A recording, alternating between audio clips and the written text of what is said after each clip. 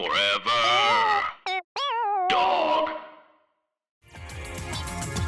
According to what you're saying is the best show has begun and I'm doing it, and what does that mean to me? Is what I want. Well, what it means is that welcome back, my friends, to the show that never ends. It's the best show 3. Count them 3 hours of mirth, music, and mayhem. Brought to you by me, Tom Scharpling, your host. With the most of what you don't even want to know what I got the most of. I says to you tonight, we got one of those shows. It's a special one tonight, special one, and we're doing something called Rank the Hanks. Now, what is that about? Is it about Hank Rank from Crime, the drummer from Crime? No, it's not about Hank Rank, drummer from Crime. It's about Tom Hanks, the other Hank. We have a chart, bracket style, NCAA tourney style, of all the Tom Hanks characters. And we are going to pit them against each other to see who would win in a fight to the death. The chart will be released imminently, and then we will take your calls at 201-989-0012, and you can help me shape the chart and figure out which Hanks wins the battle. We'll find out tonight on the best show. Hopefully we get all the way through all the Hanks, all the battles. Does Josh from Big beat Captain Phillips? We'll find out. What about Castaway? He could throw that volleyball at somebody, right? Maybe he throws that volleyball, hits old Forrest Gump right in the face. We're going to find out. But Forrest Gump's fast also. Remember, he's fast. We're going to find out tonight on the best show. We got a couple other fun people going to come by and sit and help us with this later in the program. More about that as it happens. But now, let's start the best show. Now! Best show, best show, best show. Keep on laughing with the radio on Tuesday night, when all the other days have got you down. You'll feel alright, you'll feel alright. Over on the best show.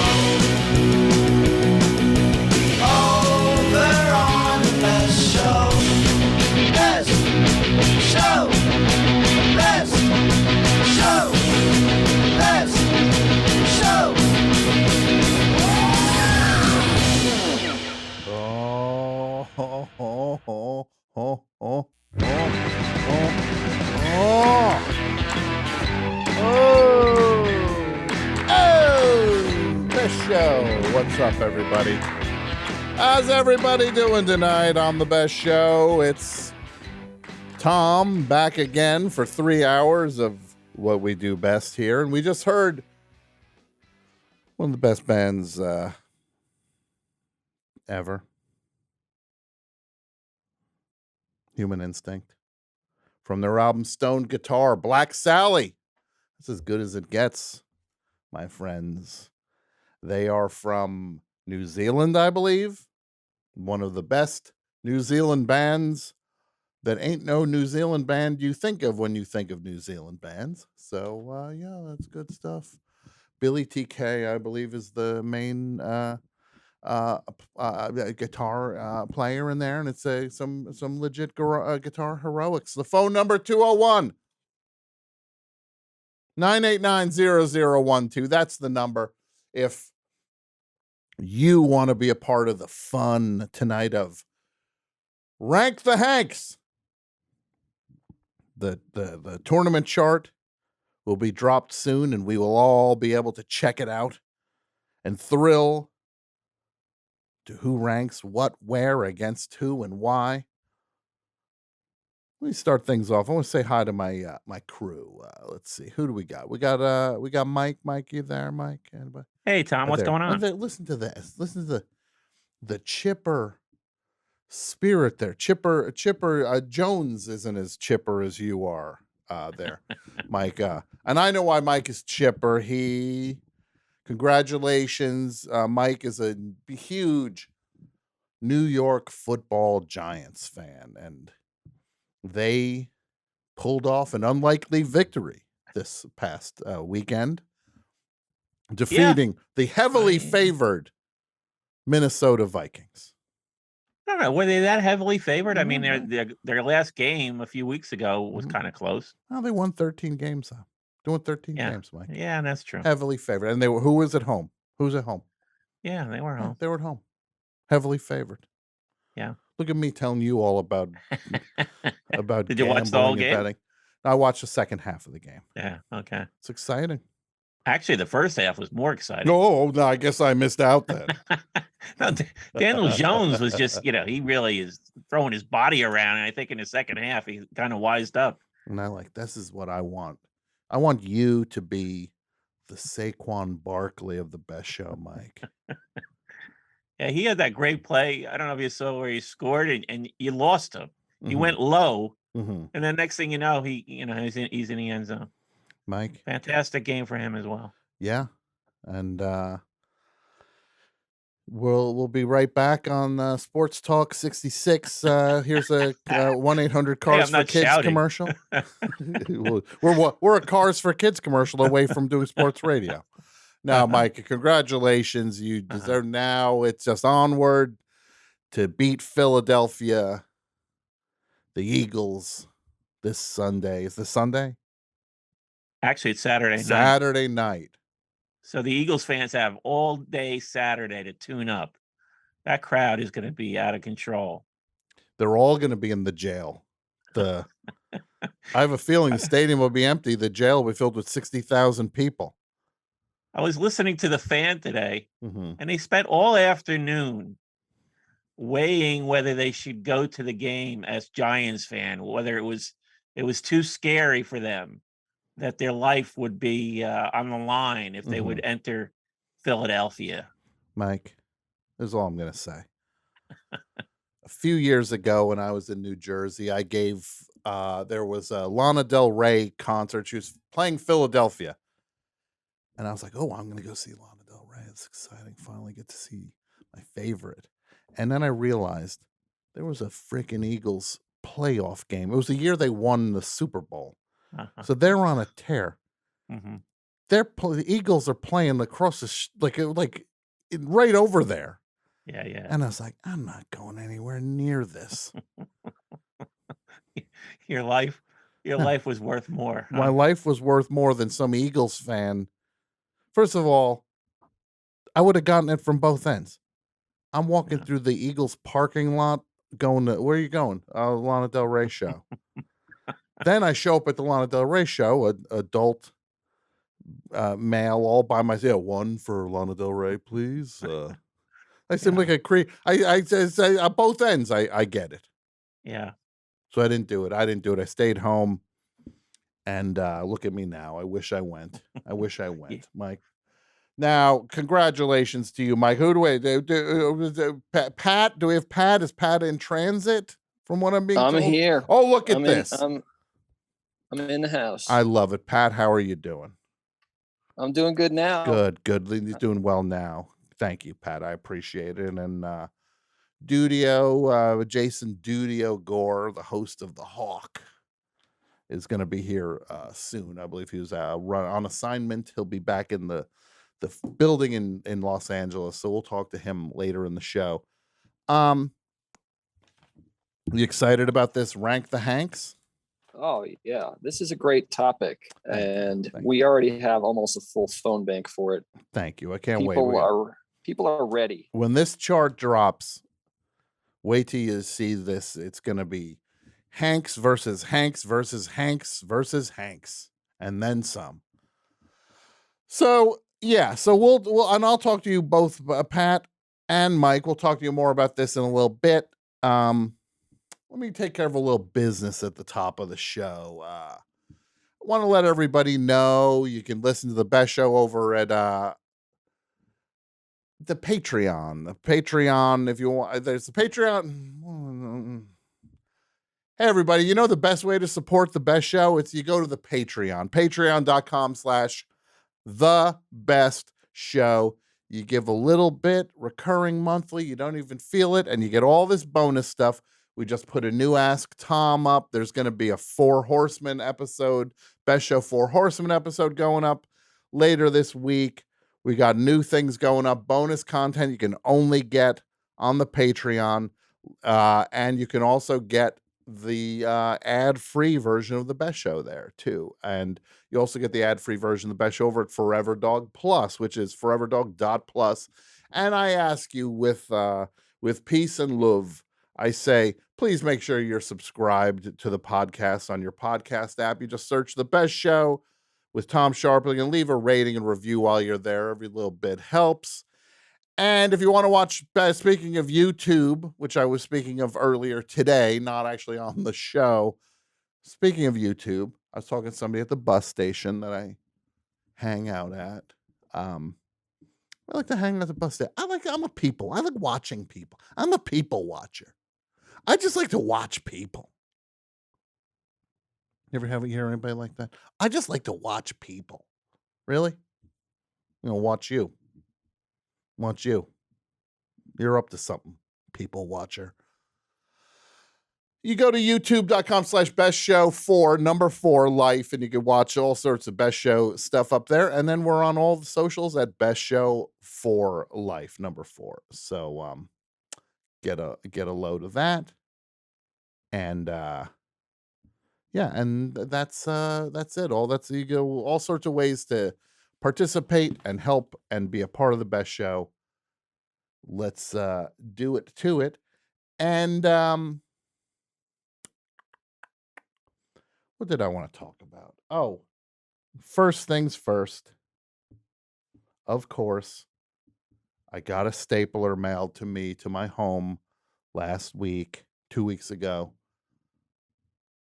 An electric stapler, a pink electric stapler, addressed to me. No idea who sent it. It came from Amazon. No idea who sent it.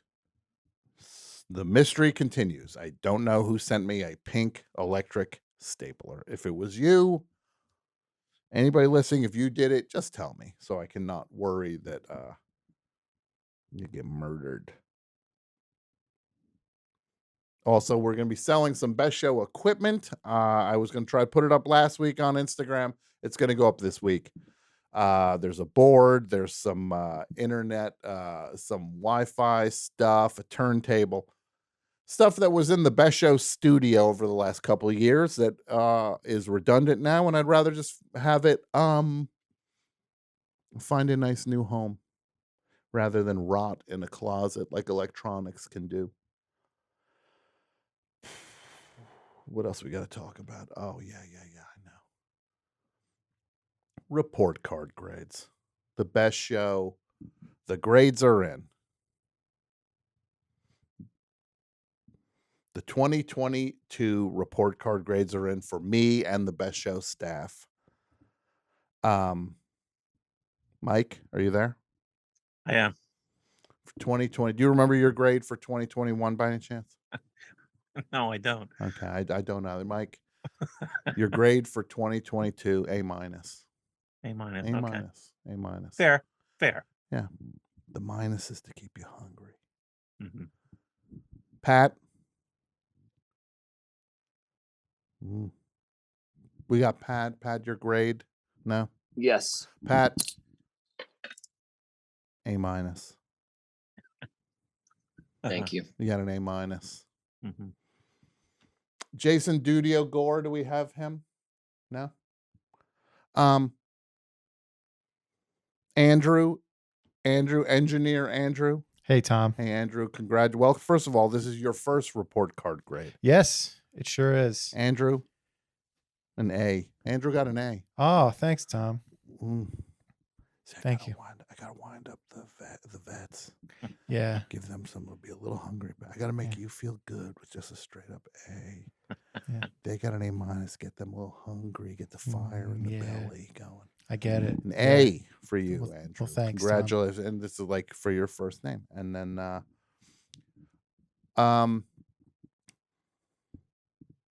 Brett Davis.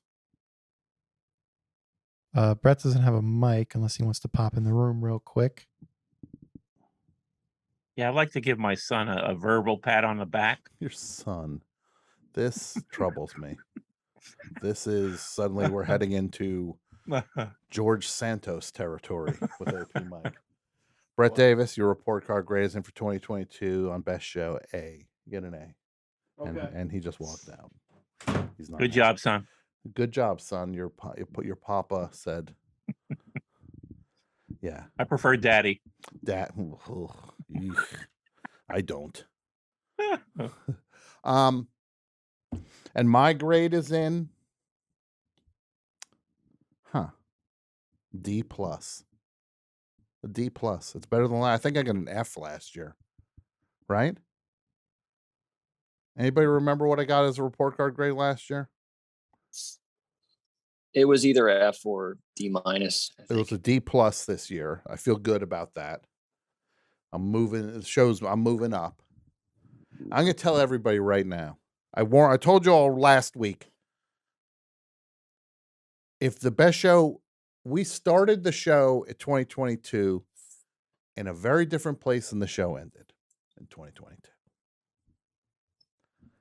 I got to get the same level of where this show's starting now. I want a commensurate level of movement and explosion and growth. You know, I'm thinking I got to do with this Best Show staff. I think I got a trout mask replica of this whole crew. Lock them in a house for 8 months. Send one out for groceries once a week. One of you can go to the grocery store. Buy rice and beans in bulk. I think I got to put some fear. I think I got a trout mask replica of this whole crew. Lock them up. Get some real juice out of them. But I'm saying the show's going to grow. We got goals for 2023. Goals. And if I don't hit these goals, I'm heading out. I'm donezo. Bye-bye. Best Show. Toodly doodly. We will be gone.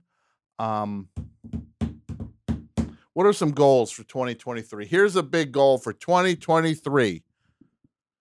I want, as a guest on the Best Show,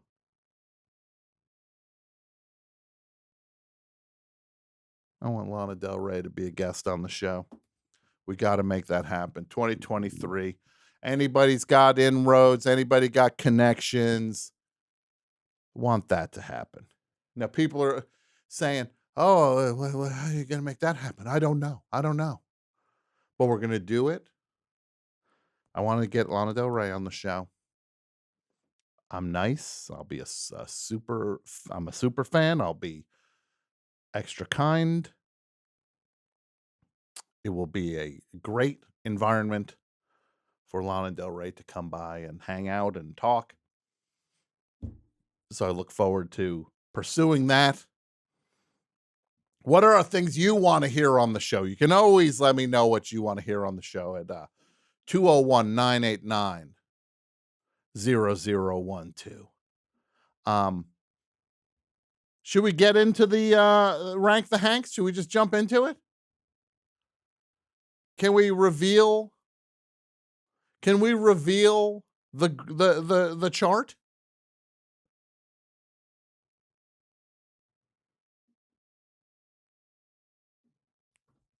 Think we can do that. I'm look working at on it that. right now. Is that the first part of the chart? That's one division of the chart. Yes. Okay, now everybody can see. Here are some of the matchups. These are all the characters Tom Hanks has played over the years doing battle with each other. Rick Martin, his character on the Love Boat, is up against him as Kip Wilson, / Buffy Wilson from Bosom Buddies. We have his character as a guest appearance on Taxi as Gordon versus his character Dr. Dwayne Twitcher on Happy Days. Ned Donnelly, the recurring role he played as the uncle on Family Ties, squares off against his character Alan Bauer, the lead from Splash, his proper movie debut and the big hit that everybody loved.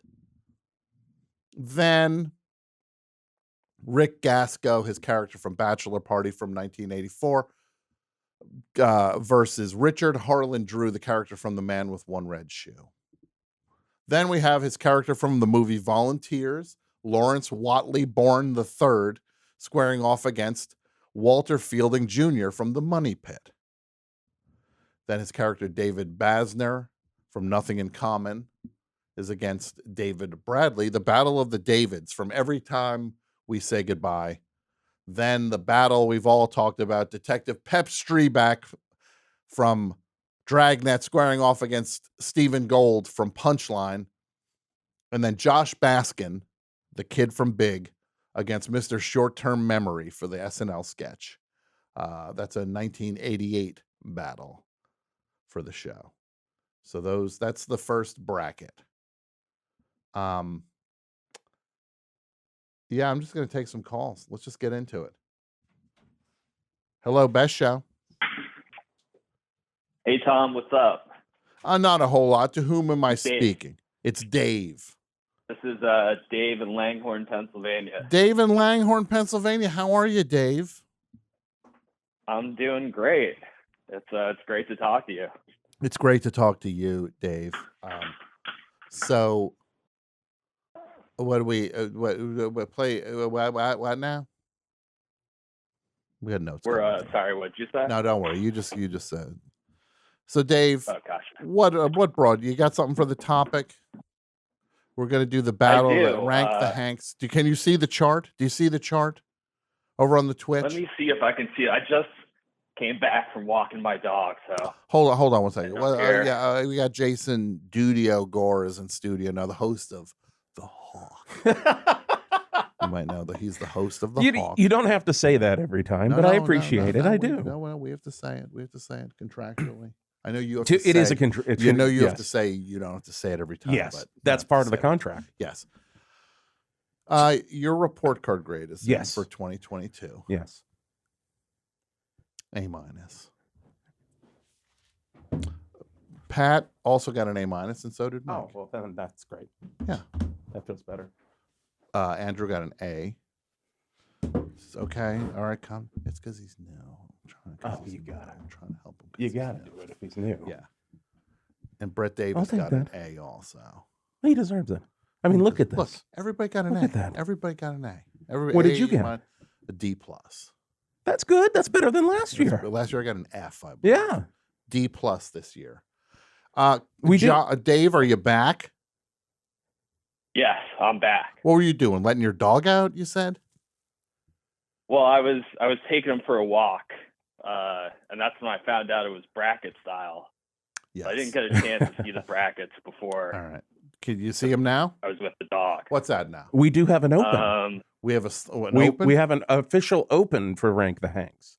Oh, well, let's do that. We have to do that before we rank the Hanks. Oh, well, let's do the opening for Rank the Hanks, and then we will rank the Hanks. Dave, I'm going to ask you to hold on. Are you, how do we do the opening? Andrew, do you have it?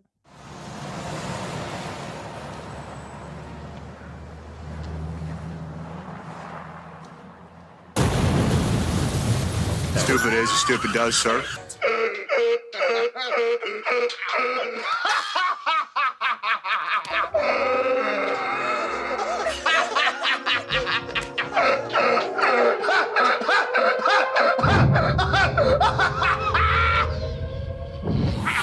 It's time to rank the Hanks. Forrest Gump. Mom always said life was like a box of chocolates. David S. Pumpkins. I'm David Pumpkins! Please, man. Jimmy Dugan, There's no crying in baseball! Jim Lovell, Sheriff Woody, Reach for the sky. FBI agent Carl Hanratty, Larry Crown, Charlie Wilson from Charlie Wilson's War, Captain Phillips, Look at me, sure. Look at me, sure. I'm the captain now. Sully, Colonel Tom Parker, Mr. White, One-hit wonders. It's a very common tale. Geppetto, Ray Peterson, Joe Banks, Why would I jump into a volcano? Girl Watcher, Mr. Short-Term Memory, Captain John H. Miller, Joe Fox, Josh Baskin, There's a million robots that turn into something. And this is a building that turned into a robot. What's fun about playing with a building? That's not any fun. Professor Robert Langdon, I'm here to find the Holy Grail and also rank the Hanks. Victor Navarosky, Goat. The medicine is for goat. and more. I'm just gonna say that Who will stand triumphant? Which Hanks will surprise you? Will it be your favorite? elaborate. Or will it be an underdog nobody saw coming? It all starts right now on The Best Show with Tom Scharpling. Rank the Hanks! Jason, I just gotta say, Yeah. if you had done this in 2022, It would have improved. you'd be looking at an A. Well, the video that's Davis, and I'm just the But he got it. pipes. But I'm just saying that part of it. Okay. And this is your rank the Hanks bed too, which I can Okay. send you. So Okay. yeah, it's time to rank the Hanks. It is time to rank the Hanks. Thank you for that. Thank you, Jason. Yeah. Thank you, Brett. I should sit up. It makes me look like I'm some sort of like I'm a jerk doing a job interview when I sit back in the chair. I'm just like, I sit back in the chair. I'm like, so tell me, where do you see yourself in 5 years? No, it's Best Show. I'm up proper. Sit properly for the Best Show for Christ's sake, right? Dave, are you there? I'm here. Let's look at this, Brad. What do you think? What are you thinking? Well, I was thrilled to hear one of my Hanks mentioned, and I would like to throw my weight behind Colonel Tom Parker. Okay, we're Yes, not there yet. We're not agreed. there. We're not there yet. We're on bracket 1. Okay, so all right, I didn't understand it was. A Oh, go on, hang bracket tight. You hang tight. format. I Hang, thought it was gonna be Junior, hold on one second, Junior. okay. Okay. We have how much? We have 4. Are there 4 brackets? Check in real quick. I believe so. There ultimately will be 4 brackets. Yes. And do we have? Oh, like there's bracket number 2 is up right now. The Girl Watcher from SNL versus Ray Peterson from The Burbs. Detective Scott Turner from Turner and Hooch against Joe from Joe versus the Volcano. Sherman McCoy from Bonfire of the Vanities against Jimmy Dugan from A League of Their Own. Sam Baldwin from Sleepless in Seattle versus Andrew Beckett from Philadelphia. Forrest Gump versus Jim Lovell from Apollo 13. That's one of those tough ones right there. Sheriff Woody versus Mr. White from That Thing You Do. Captain John Miller from Saving Private Ryan against Joe Fox from You've Got Mail, and Paul Edgecombe from The Green Mile against Chuck Nolan from Castaway. That's a tough division. Can we see Division 3 by any chance? We still working on that one, Tom. Okay, cool. But we got Division 1, we got Division 2. Let's go to Division 1 right off the bat, please. If we can make some, let's just start putting some in on Division 1. Everybody can see it? Dave, can you see it by any chance? I don't see it yet, but I think it's on a little bit of delay. All right, here it goes. There we Yeah, go. I can see it. Let's talk to Dave. What do you think about, for example, I'm going to say right off the bat, we can fill some of these in. Rick Martin on the Love Boat versus Kip Bosom Buddies. That's a Bosom Buddies. Bosom Buddies moves forward on that one. That's Kip / Buffy Wilson moves forward on that one.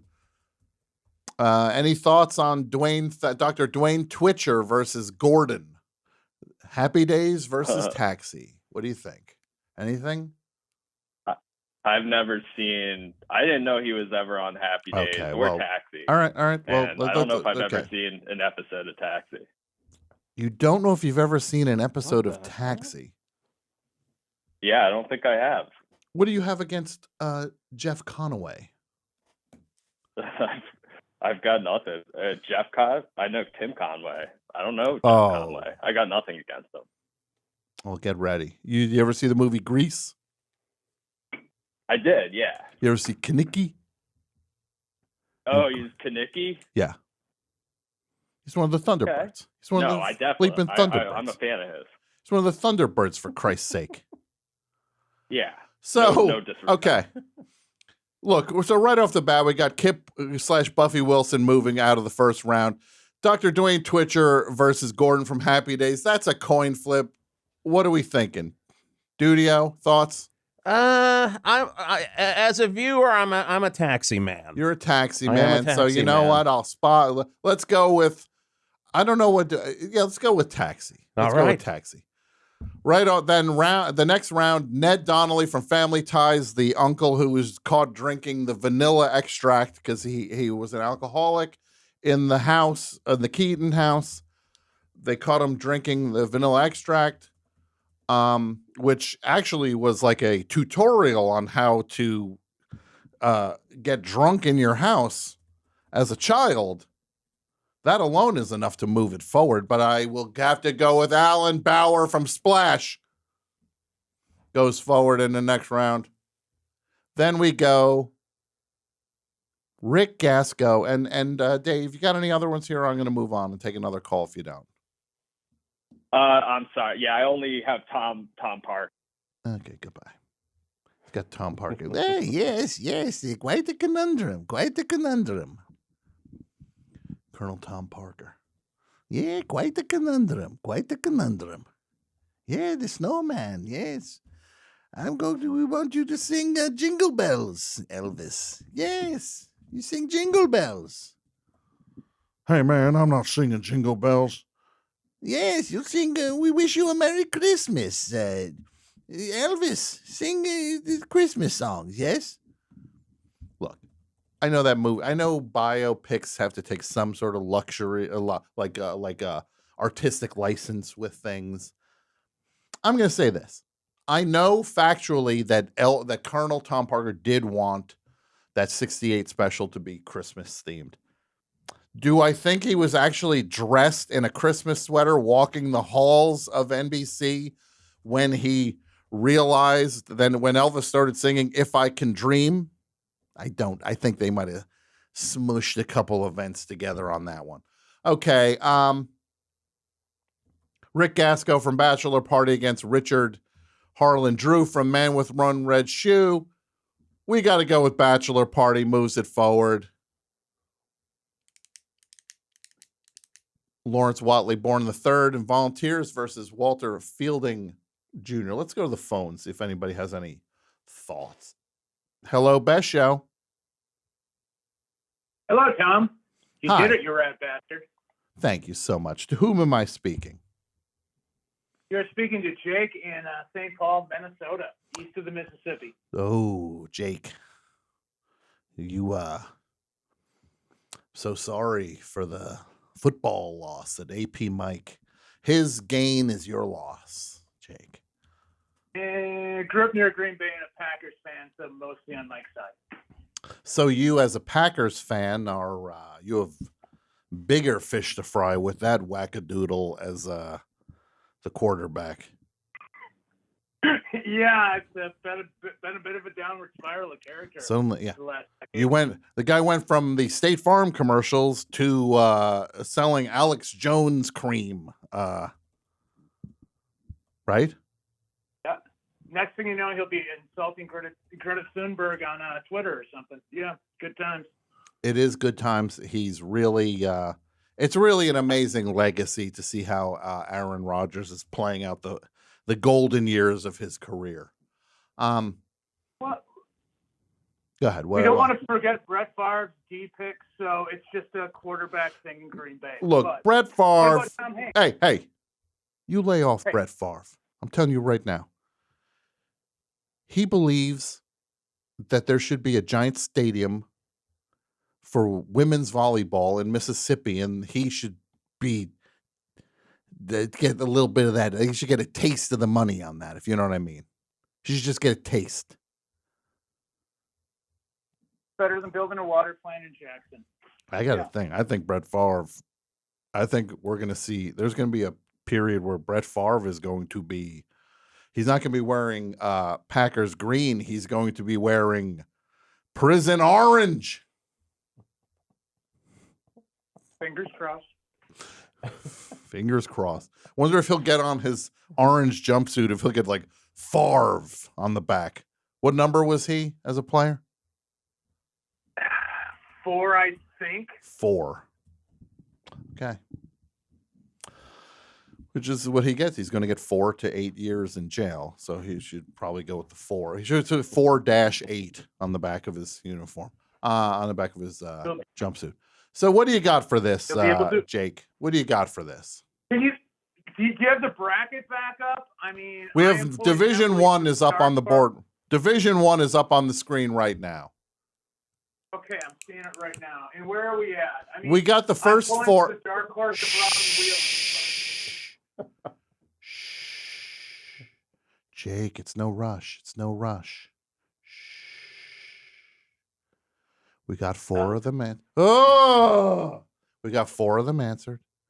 I'm going to ask you, what do you think about Lawrence Watley, born the 3rd from Volunteers, versus Walter Fielding Jr. from the Money Pit? Thoughts?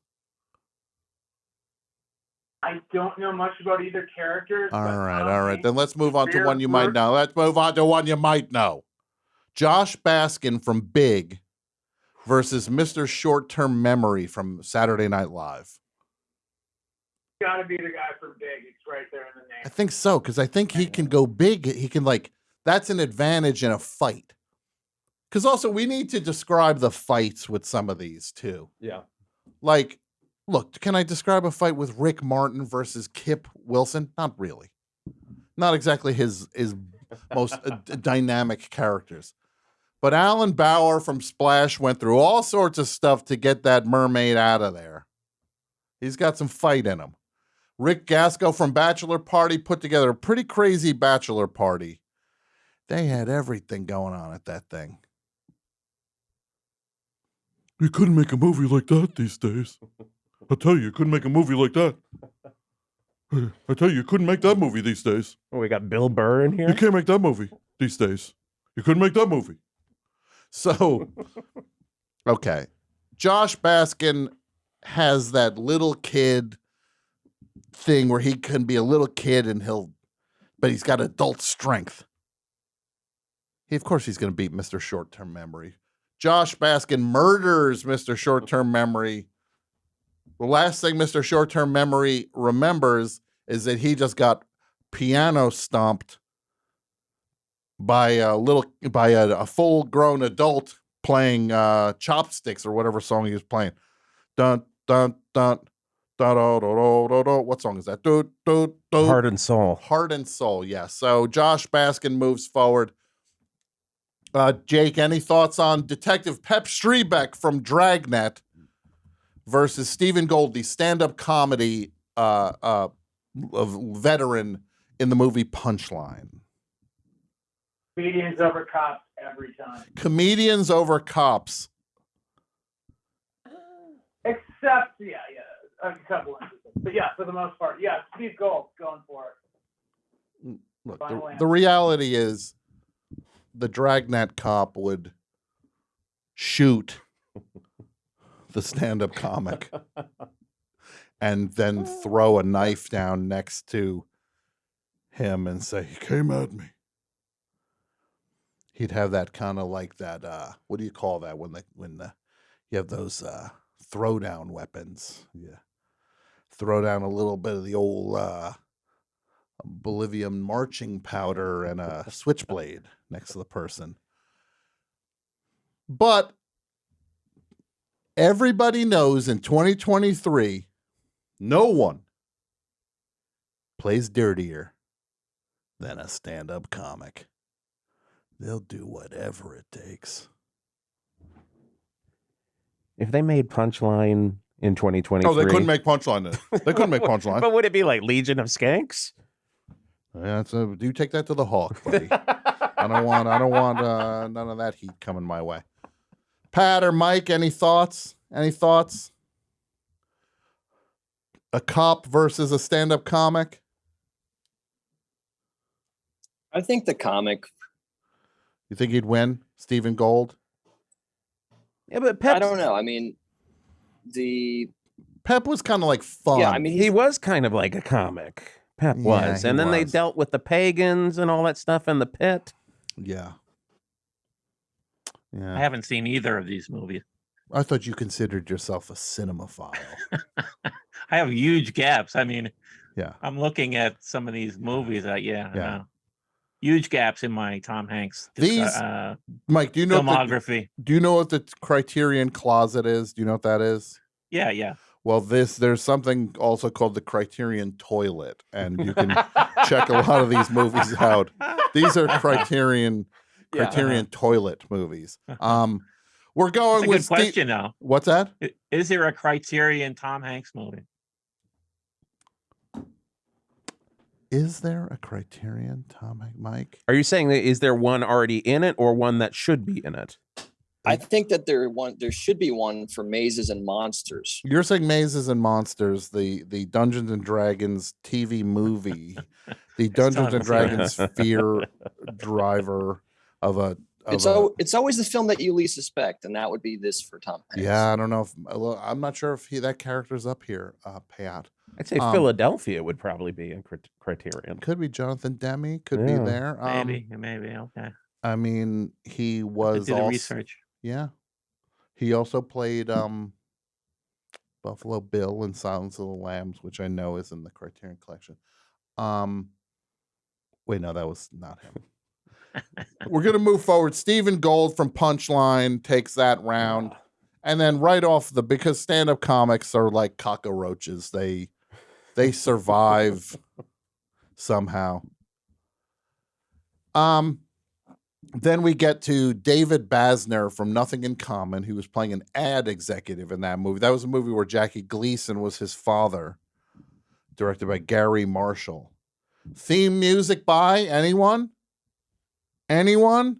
The Thompson Twins did the title track for that. Jake, any thoughts, or I'm going to move on, buddy? Not really. Just again, the vote for Robbie Wheeling. He has a sword and he's insane. So Okay. Thank you so much. All right. Thanks, buddy. I appreciate it. Thank you. And I don't know anything about every time we say goodbye, so I'm just going to say an ad executive is going to win in any sort of fight. They're going to play dirty. David Basner moves forward from that. Then the final unanswered round is the trickiest one. Lawrence Watley Born III, who was a fancy pants guy who was forced to grow up in Volunteers, versus Walter Fielding Jr., a suburbanite who watched his house fall apart and went crazier and crazier in the money pit. I'm going to side with Crazy on this one. I'm going to side with Crazy. Walter Fielding Jr. moves forward. He would murder the Volunteers guy. When you're soft, you're soft. You still got that soft streak in you. You'll give up. You'll give up. He'll give up in a fight. The first round of Division 1 has been settled. Bum, bum, bum. All right, Division 2. Division 2. We're moving on to Division 2. Let's take a call here. Let's take a call first. Hello, Best Show. Hey, Tom. How are you? I'm good. To whom am I speaking? My name is Jacob, and I'm from Illinois. Jacob from Illinois. What's up, Jacob? Not much. I'm just on my way home. Jacob, what do you want to hear on the Best Show in 2023? What kind of things do you want to hear? I already announced one of the big goals is to get Lana Del Rey as a guest. What other things would you want on the show? Some people, I want to say this also, Jacob. Some people. What are you at the bus station? What's going on there? Some people are saying, "Oh, do another 24-hour show." Never happening again. That ain't happening. So let's move forward as if that's never happening. We'll look for other things we can do in the year. Any other thoughts? Anything you want to hear in the calendar year, my friend? I don't know. I guess maybe some more Julie Klausner. She's always a delight to listen to. Yeah, we could get Julie Klausner on the show. You know where else you can hear me and Julie Klausner every week is Double Threat, the other show I do. There's 2 hours a week of that. Fair enough. Of me and her. Well, it could be. We're breaking our 4 hours. We're breaking our freaking backs over there on Double Threat. And you're like, oh, you know who might be fun? Is Julie Klausner might be fun. It would be fun. It would be fun. But me and Julie are breaking our bleeping backs over there. So what do you got for this chart? Any thoughts of the Hanks versus Hanks action? Well, I have an idea for a later Tom Hanks film, but you're still probably working on it, so I'll just. And let me just say, Jacob, and to everybody else listening, if you're calling and you have thoughts about like which characters would be particularly strong, oh, I can't stand this. What was that? If you have thoughts about which character might be particularly strong, you can voice that, and we will factor it into when we get to that character. So even if that bracket is not up in front of you, we can talk about it later. You can set the table, so to speak. Hello, Best Show. Hello. Hello. Hello, Nicole from San Jose. Nicole from San Jose. How are you tonight, Nicole? Very good. Happy New Year. Oh, Happy New Year. Happy New Year to you too. Thank you, Nicole. Do you have thoughts about Tom Hanks, the filmography, which characters would be strong? We have Division 2 up on the screen right now, which is, again, there's some good matchups there. You got Saving Private Ryan versus You've Got Mail. The big one is Forrest Gump versus Jim Lovell, the astronaut in Apollo 13. That's the big battle on that one. Sherman McCoy from The Bonfire of the Vanities against Jimmy Duggan from A League of Their Own. So many interesting ones. Nicole, any thoughts? Yes, I mean Jimmy Duggan for sure. I agree with that. Yeah. I think he is a grizzled baseball player in the 40s. Mm-hmm. And he was like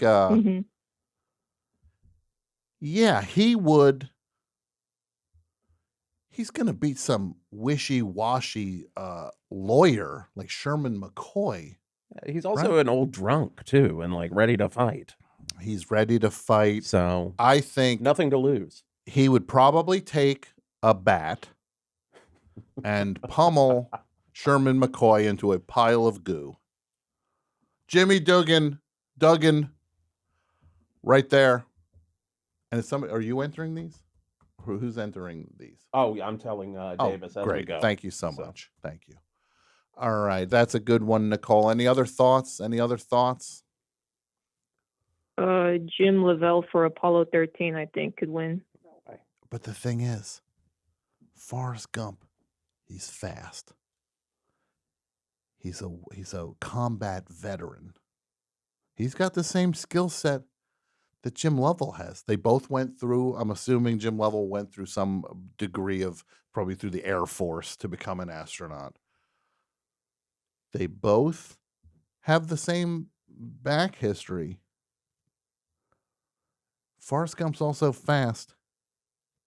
He pulled everyone out of the in Nam. He pulled everyone out of the jungle. War hero, yes. Medal of Honor, correct? He did, I believe. LBJ gave him the Medal of Honor. Think about that, Nicole. Does that's right? Yeah, that's true. And he's eating all that shrimp. That's protein, right? That's protein. Mm-hmm. He's eating those chocolates that give him like fast speed, like bursts of energy. But then he's got the shrimp. I think I might have to go with Forrest Gump in that one. I personally think Gump is going to go very, very far. I really do. Okay, we're gonna sleep on it for a minute, but I'm leaning towards Gump on that one. Nicole, any other thoughts before we say goodbye? Let me see. I think Joe Banks. He survived a lot. I think Joe Banks could win. Joe Banks.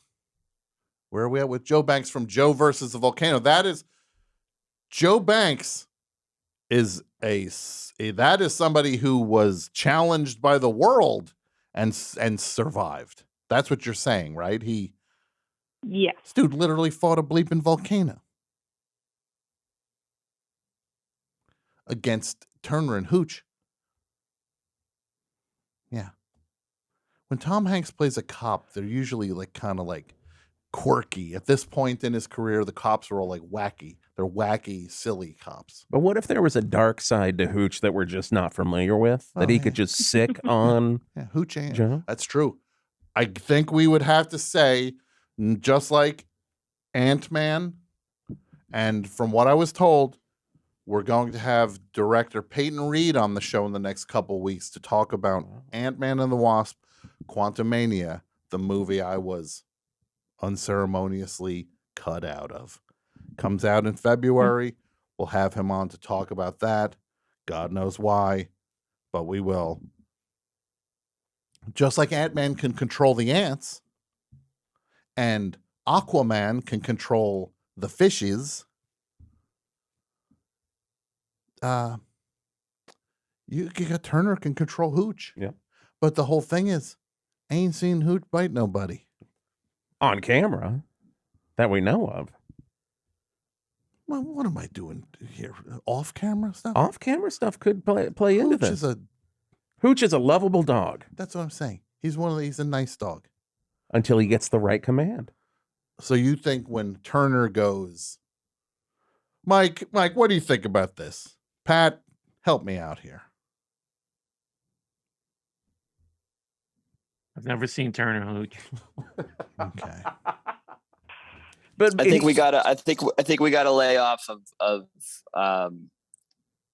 off-camera assumptions for this one. Oh, so you think that Jason is being a fantabulist by saying that Turner has some killer commands for Hooch that we just haven't seen yet? But does Joe survive? I've never seen Joe versus the Volcano. Does he survive?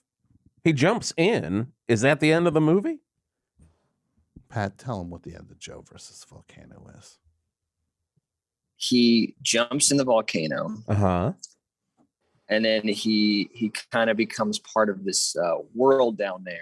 And then he has to fight his way out. This is not how. Okay. Well, that's Hooch not is a true big either. dog, and he's ready to fight. All right. Very interesting. Very interesting. Nicole, we're going to say goodbye. All right. Thanks so much for the really call. quickly though. Oh, just, yeah, just really quickly. Courtney Love, get her on. Thanks for taking my call. You want Courtney Love on the show? That would be amazing. Courtney We Love. can do that. Slice of that. Thank you so much, Nicole. All right. Thank you. Bye. Okay, bye. This is interesting. Hooch. Pat's saying that Hooch, that assuming that proposing that Turner has some kill switch for Hooch is too much. But then he also said that Joe went into another world.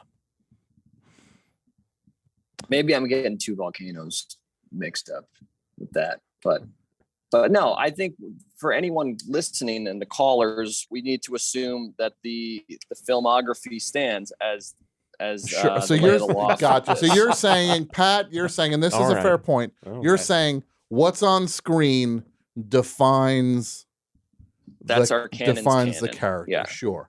Which I mean is fair because then you don't want to assume that like Ray Peterson from The Burbs also owns a tank that we just haven't Right. seen. you can't assume that his character in Bosom Buddies had magical powers beyond off the screen. It just fair enough. But in Turner and Hooch, whenever Scott Turner was being attacked by any criminals or anything, Hooch came to his rescue. Hooch was there. He didn't tear them apart on screen. But what did he do? He saved them. How? Slobbered all over them. Joe versus the volcano in that come one. Slobbered all over. You slobber over a volcano. He jumped in the volcano. Yeah. He gave up. But if dog slobbers all over a volcano, that ain't mean. Picture Joe Banks is fighting Scott Turner on the lip of the volcano. Okay. You don't think Hooch splits? Hooch is not gonna. He's not gonna jump in. Hooch ain't because he's smart. Okay, well, this ain't about being smart. It's about winning the fight. All right. I got bigger fights Joe than this. Banks moves forward in that round. Ray Peterson in the Burbs is dealing with a psychopath, murderers. He's literally dealing with murderers. It's like Rear Window versus the girl watcher from SNL. We got to go with Ray Peterson on that one. Ray Peterson is a guy pushed to the limits. So we did the first three there. Sam Baldwin in Sleepless in Seattle versus Andrew Beckett in Philadelphia. Oh.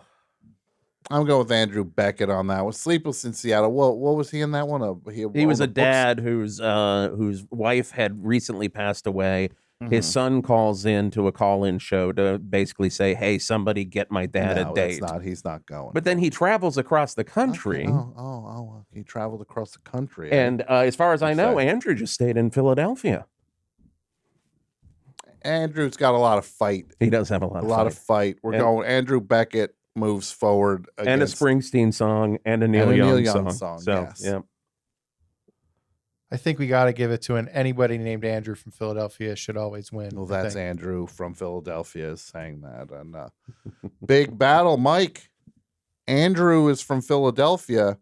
Mike is rooting for the Giants. This is a big one. Oh yeah. Oh, I know. Does Andrew want some action? Oh, let's get a bet going right now. Let's get a bet going right now on the show. Man. Okay. How much you want to bet?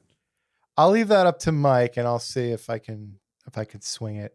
$400,000 a touchdown. That it might be a bit out of my pay grade. Andrew, they're gonna win. I know, but I don't. You're gonna clean up. I know, but I don't think. You're gonna sorry, clean I up. can't take the chance, man. It's a lot of cash. A lot of cash.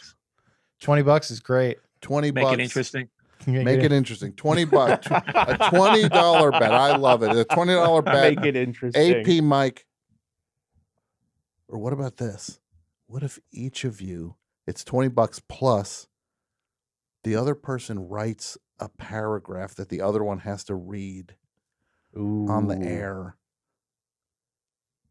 What about that? Ooh. With no comma. You have to read whatever the other person wrote. What do you think? Sort of a walk of shame. Yeah, kind of like literary style. Exactly. Like if you wrote, "Hey, it's me." A literary walk of shame. Exactly. You want to sweeten it with that?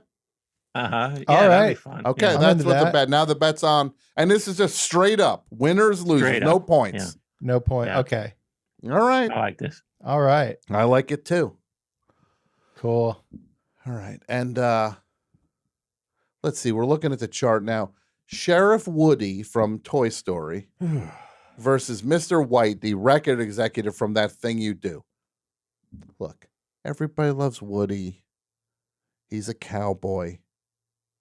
He's also 4 inches tall. He's a toy. Versus some record executive scumbag from the 60s. Yeah. A 60s record executive. He probably has murdered 5 people already just to sign the Wonders. He would have murdered the Wonders if he could have sold more copies of that record. I think that's a Mr. White going away. He's going to take Sheriff Woody. He's going to throw him in. He's going to just Throw him in a garbage can. Well, also Woody can't activate while Mr. White's looking at him. He's just going to lay there all. That's a great point too. Limp and still. Yeah. Pat, any thoughts on that one? I know you're a big fan of Sheriff Woody. I think Jason makes a valid point at the end there. Thank you, Pat. According to the lore of the film, which, you know, if we're following film lore. Yeah. The all on screen. On-screen lore would tell us that in this Disney picture, Woody only becomes animated when he's not around humans. So Woody's out on this one. Okay. Very good. Very good. So Captain John Miller from Saving Private Ryan versus Joe Fox, a bookstore owner. He manages a Barnes and Noble, I believe. No, he manages. He's one of the owners of Fox Books. Oh, which is the small store. Which is the big store that shuts down the shop around the. It is supposed to be, yeah. I always wanted to write a. No. What's that now? Anybody? Hello, Best Show. Hi, this is Rose from Tacoma. Rose, how are you? I'm doing well. How are you? I'm good. Tacoma, Washington, eh? Yeah, that's correct. What's a great band from Tacoma, Washington? There's a really good hardcore band I love called Denial of Life. They're a bit local, but they're great. Great, a nice There's also shout. been a band called Claw. Yeah, they rule. Okay. They're really great. My sister lives in Tacoma, and she's seen Claw. T-Town. Quite a few times. Very fancy. Yeah, I heard their demo last year and was really blown away by them. Yeah. All right. That's Tacoma is happening. So any thoughts, Rose, on this list? Any thoughts? You just touched on it, but I was going to also comment, Mr. White being a record executive, he's probably going to get far with his connections. Oh, yeah. Woody being a plastic toy is probably going straight into a wood chipper. Yeah. Absolutely. He's gonna become Woody. Pile of wood. So he tosses him a wood chipper. Yeah, we gotta go with that's not one that's not even close. That's Mr. White. Now when you go to Saving Private Ryan, Captain John H. Miller squaring off against a bookstore owner. Any thoughts on that, Rose? Well, are they both in their elements? Is that established? Let's just say they both bring their weapon of choice to the table. Captain John Miller brings a machine gun to the table, and Joe Fox brings a copy of the Prince Harry book. He also has a boat. He could bring his boat. Or his dog. He has a dog too.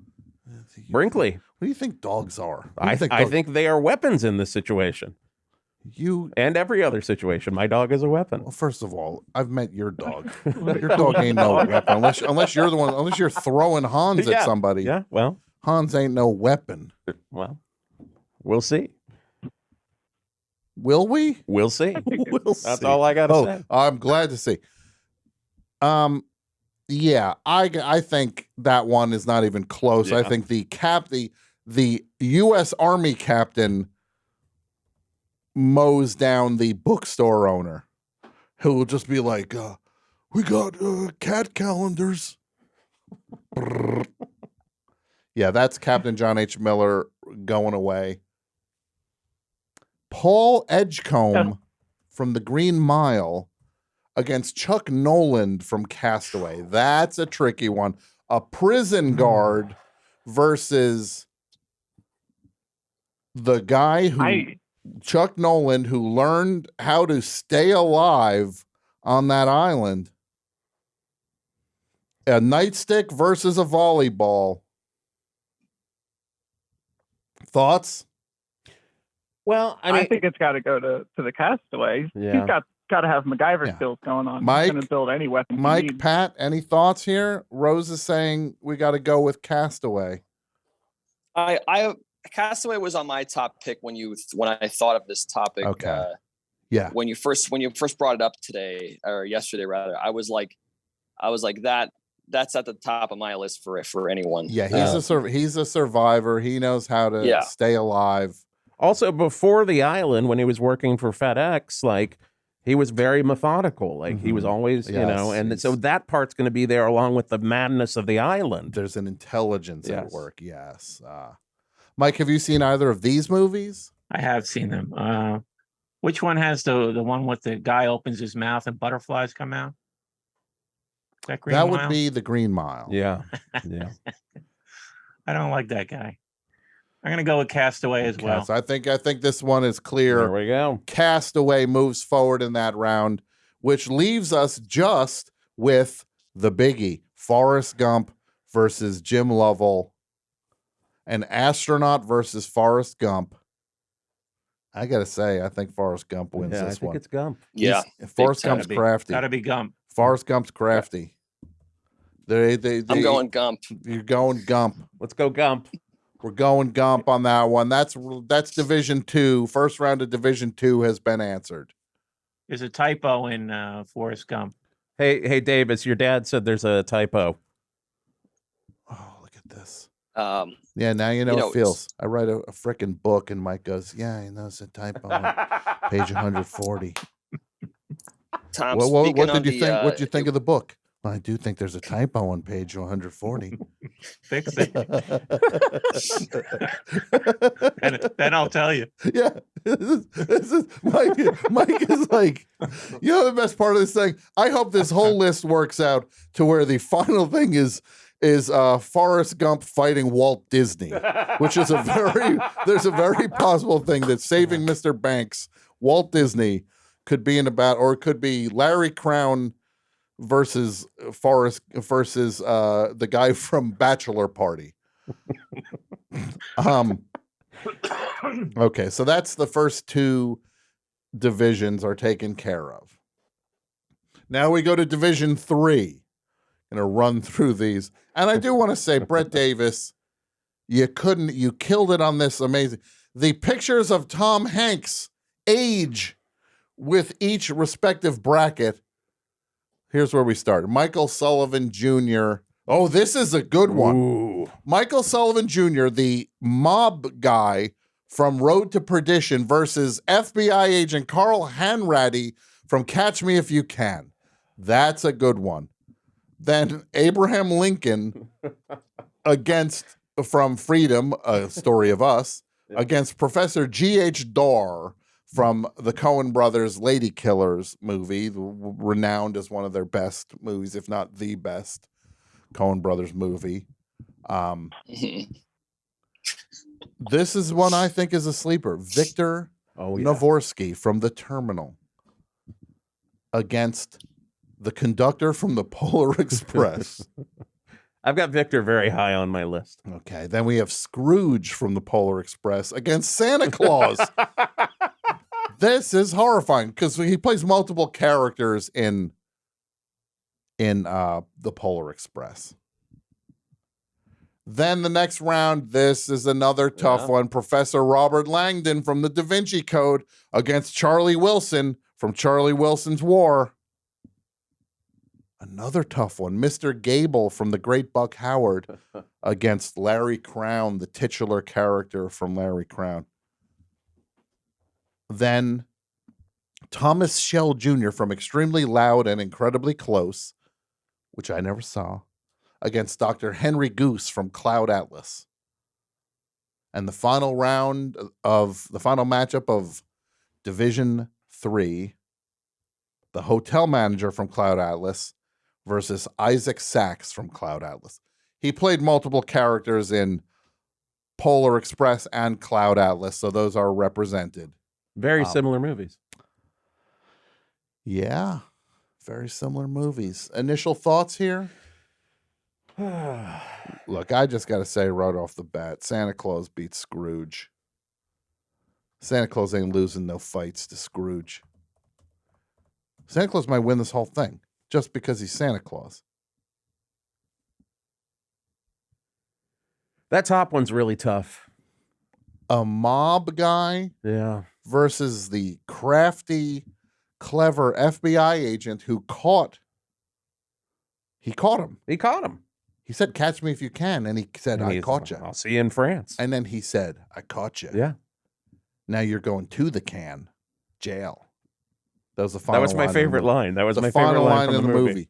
because Leonardo DiCaprio goes, "Catch me if you can," and he's got this laugh, and he runs away, and there's a little puff of smoke behind him when he runs away, and then finally a cage that he Carl Hanratty paints a tunnel on a wall,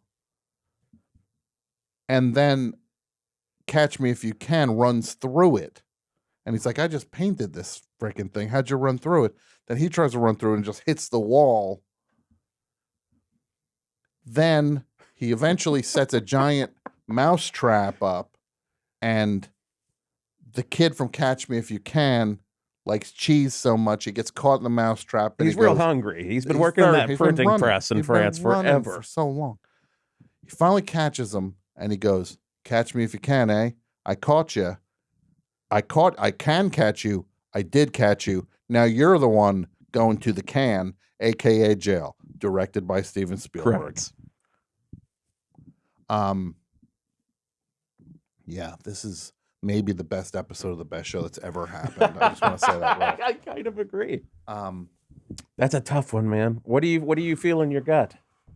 I think Catch Me If You Can wins because the mob, he was not very good in Road to. He was cold. He was a cold-blooded killer. Yeah, but he had a weakness to him.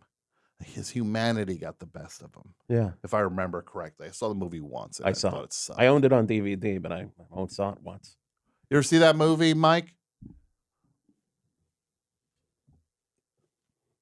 Which one, Tom? Road to Perdition. I think I saw it, but I have like very little recall. Yeah, it sucked. About that one. Yeah, it sucked. That's when that dude from American Oh God, Beauty thought he could tell any story of anything. Did he do Dunkirk too? No, which one? No, Dunkirk. 1917. Oh, sorry, my God. 1917. Can you believe this guy? What? Did Sam Mendes do Dunkirk? Mike, can you believe this guy? Could have. Pat, can you believe this guy? Oh my God. I don't believe this guy. I love Pat has not seen 1917, but has got no problem turning the screws. Yeah. I'm with you, Pat. So we're going Hanratty? Gonna think about that one for a second. Okay. Let's take a couple of the easy ones. Larry Crown beats the great Buck Howard just because he's Larry Bleepin' Crown. He would say, "My name's Larry Bleepin' Crown. What part of that did you miss?" He's doing a Jack Nicholson. Yeah, because that's what Larry. my favorite Crown, part. You know, when Yeah. Larry Crown is being funny, he does it. Oh, he does when he did the Joker. I mean, I had to bring it back. Yeah. many times. How did that sound? Wait till they get a load of me, Larry Crown. So what do we got here? Thomas Shell. So that's Larry Crown. Thomas Shell Jr. from Extremely Loud, Incredibly Up Close, Incredibly whatever. I didn't see it. Yeah. Cloud. We got to go with Dr. Henry Goose from Cloud Atlas on that one, just by default, unless Yeah. somebody wants to make a case for it. You got to go Goose. Rose, any thoughts? I haven't seen a lot of later Hanks, if I'm being honest. Okay. I do definitely agree that. Oh gosh, I always forget his character in The Terminal. Oh, He's going Victor far. Navorsky. Victor Navorsky. He's going far. He's got going to go far. the He's. heart of America on his side. If He's you- got all that stuff he's gathered with The Terminal. I think we're noticing a characteristic here in these Tom Hanks movies. He either plays someone in a position of authority whose humanity makes them less commanding than the position of authority might allow, versus people who are not extraordinarily gifted but have incredible perseverance. Castaway, The Terminal, all these movies, it's just somebody who hangs on and don't give up. Yeah, so right off the bat, Victor Navorsky versus the conductor from Polar Express. Victor Navorsky lived in a stupid airport. He got by an airport. He was doing ketchup on crackers. Well, and then also he was bringing back the smart carts to get some coinage to get Burger King, and then he just wolfed it down. Yeah. He's crafty. Victor Navorsky moves forward in that round. Hey, my friend, anybody here? My friends, are they here? They can come sit in here too if we're talking about this as we go through it. They can join us if we don't mind. Abraham Lincoln versus Professor G.H. Dorr from The Lady Killers. He's scummy in that movie. He's scummy. He's just a pile of scum. And I sometimes think you got to side with scum. Mike, Pat, any thoughts? I can tell you I walked out on Lady Killers. Wow. The crazy thing is he walked out of late because he saw it on a plane. He saw it on a plane. He saw it on a plane and he walked out. It was that bad, folks. No. Mike? Yeah, I have to go with Lincoln. Lincoln? Yeah. Going Lincoln. You're going with Lincoln, eh? Yeah. Interesting. What was Freedom of? What is History of Us? Was it a movie? Can you believe this guy? He doesn't know Freedom, a History of Us? Mike, can you believe this guy? Have you seen it? I thought you liked movies. I love movies, but I've never heard of this. You've never heard of Freedom, a History of Us? I've never heard of Freedom. From 2003? No. The one where Tom Hanks plays Lincoln? I saw so many movies in 2003, but not that one. Apparently you didn't see enough movies. You should have seen one more. Freedom, a History of Us. Is that a Criterion movie? It is. Again, it's in the Criterion broom closet. Next to the mop. I'm still looking next for to the Criterion Tom Hanks mop Criterion. and the Criterion bucket and the Criterion bleach. Yeah. The Criterion box, like the box of garbage bags. Criterion latex gloves. The Criterion latex gloves. I'm saying this right now also. I gotta get in that frickin' Criterion closet. Anybody get me in there? I gotta get in there. And because this is what I'll do. I'll do it however you want me to do it. Oh, Amarcord. Oh, this is what a beautiful Fellini, the master. I'll do whatever you want me. You want me to pick the new one up and hold the new one to the camera? Oh yeah, this is a good movie. Right? They just announced Triangle of Sadness is going to be in the Criterion collection. Did you see that, Mike? I did see that. Did you like it? Not really. Oh, I loved it. I loved it so Did much. you? Okay. Oh, I loved all it that so vomiting. much. All that vomiting. They should have called it that. Like it was to be a sequel to All That Jazz. All that vomiting. I loved it. Yeah. Mike, see, the thing is, you probably didn't understand. It's about class. It's about class issues. Probably went over your head. I didn't get it on a metaphysical level. Because on the end, the one who's least powerful. You know, I may not know what Freedom, a History of Us is, but I'm also not in the chat talking crap about the brackets. Tom. Well, it needs some modify. It needs to be modified. Wait, Mike's talking crap about He's the talking brackets? craps. Well, here's his quote. No, Mike, I'm going to say it. Yeah, the brackets need adjustment.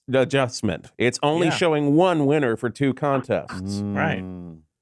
Well, you got to talk to your son. Yeah, no. Brett needs to talk to Daddy. I don't like any of this. I don't like the fact that Mike wants Brett to call him Daddy now. Is maybe in the history of this show the most upsetting thing that has ever happened. Mm-hmm. I prefer you call me Daddy. No. Well, he got promoted from protege to son. That's a promotion? Yeah.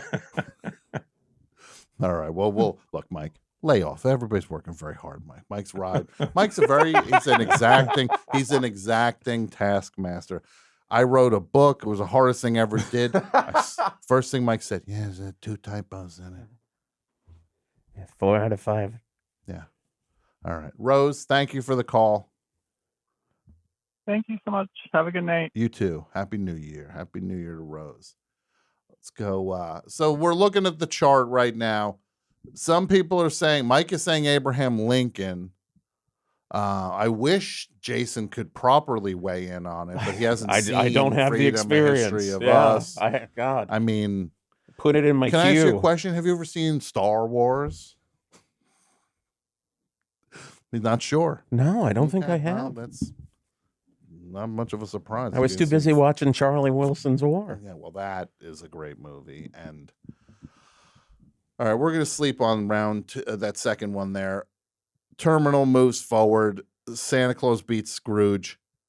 Professor Robert Langdon from the Da Vinci Code, another crafty character. He always plays these crafty characters who have perseverance, and survive, or somebody in a position of authority who is too human for the position. The difficult thing here is Langdon has fought the Pope many times. Yeah. Like, he has defeated the Vatican so many times. He's run so much. Yeah. We've only seen Charlie Wilson's one war. He's like an opportunistic guy, Charlie Wilson. He's like a war profiteer guy. Yeah. Or was he? No, he's a senator, right? Was he a senator? Oh, we have Duffy Boudreau is here, our friend, the famous writer. Thank you, Tom. And you know what you're talking about. No, this is a guy. Hey, Jason. I have to talk you up. I have to say, if you've ever seen the award-winning show Barry. No.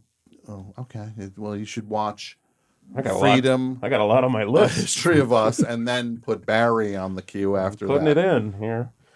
Duffy is a writer and producer on the award-winning show Barry. Congratulations on the Golden Globe. Henry Winkler won a Golden Globe. Yeah, it was exciting. That's great.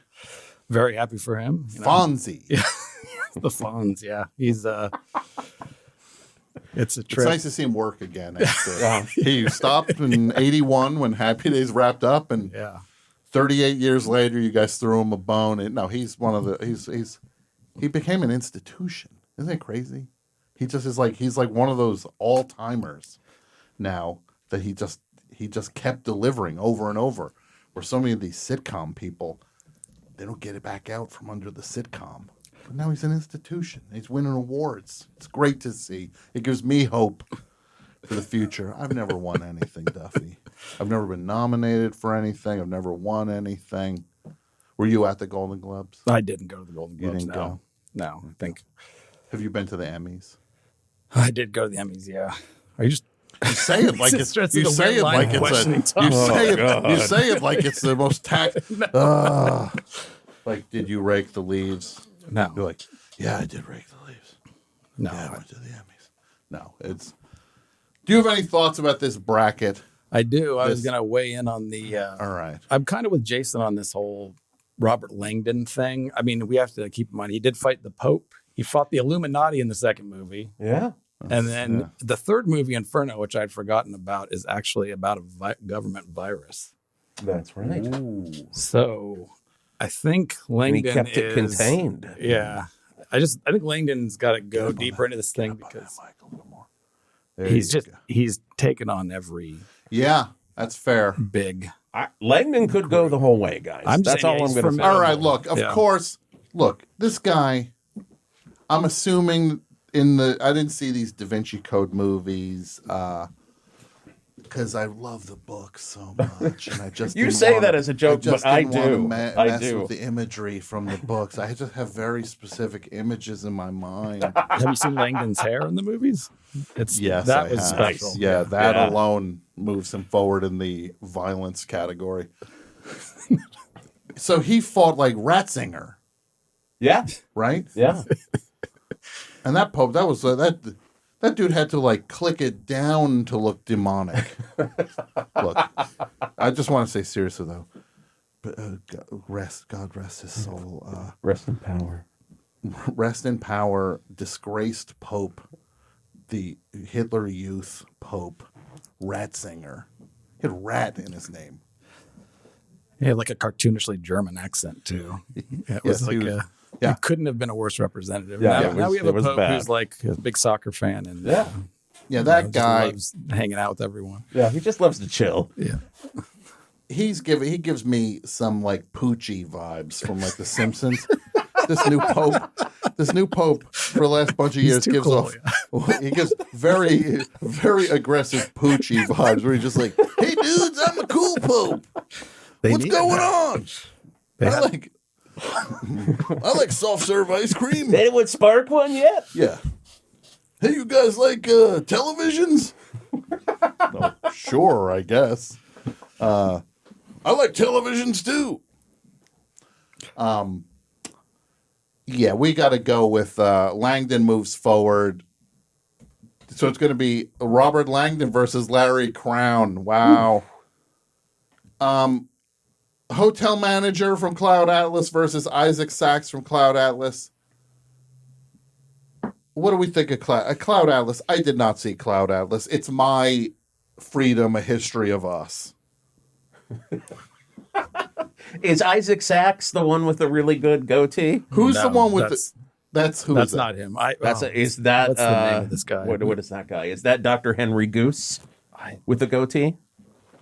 Hold on a second. Can we confirm which character? A cheat sheet. Yeah, because I was getting my Hanks characters confused, so I had to have a. Who is it? Because it is a good goatee. It's pretty much it is the Dermot Hoggins. Dermot Hoggins has the goatee. That's the goatee. He's not even up here. He's an author too, guys. In case you haven't. Seen Okay. Him, which is he might be in round 4 though. Dermot Hoggins. Oh, he might be. On Yeah, I board think number so. 4. Dermot Hoggins. That's the best accent he's ever done, by the way. Me, your sister, share a bunk bed with Dermot Hoggins. A lot of names on this are pretty awesome too, like his character names, like especially in the early round. Some of these characters, like they are the most conventional character names.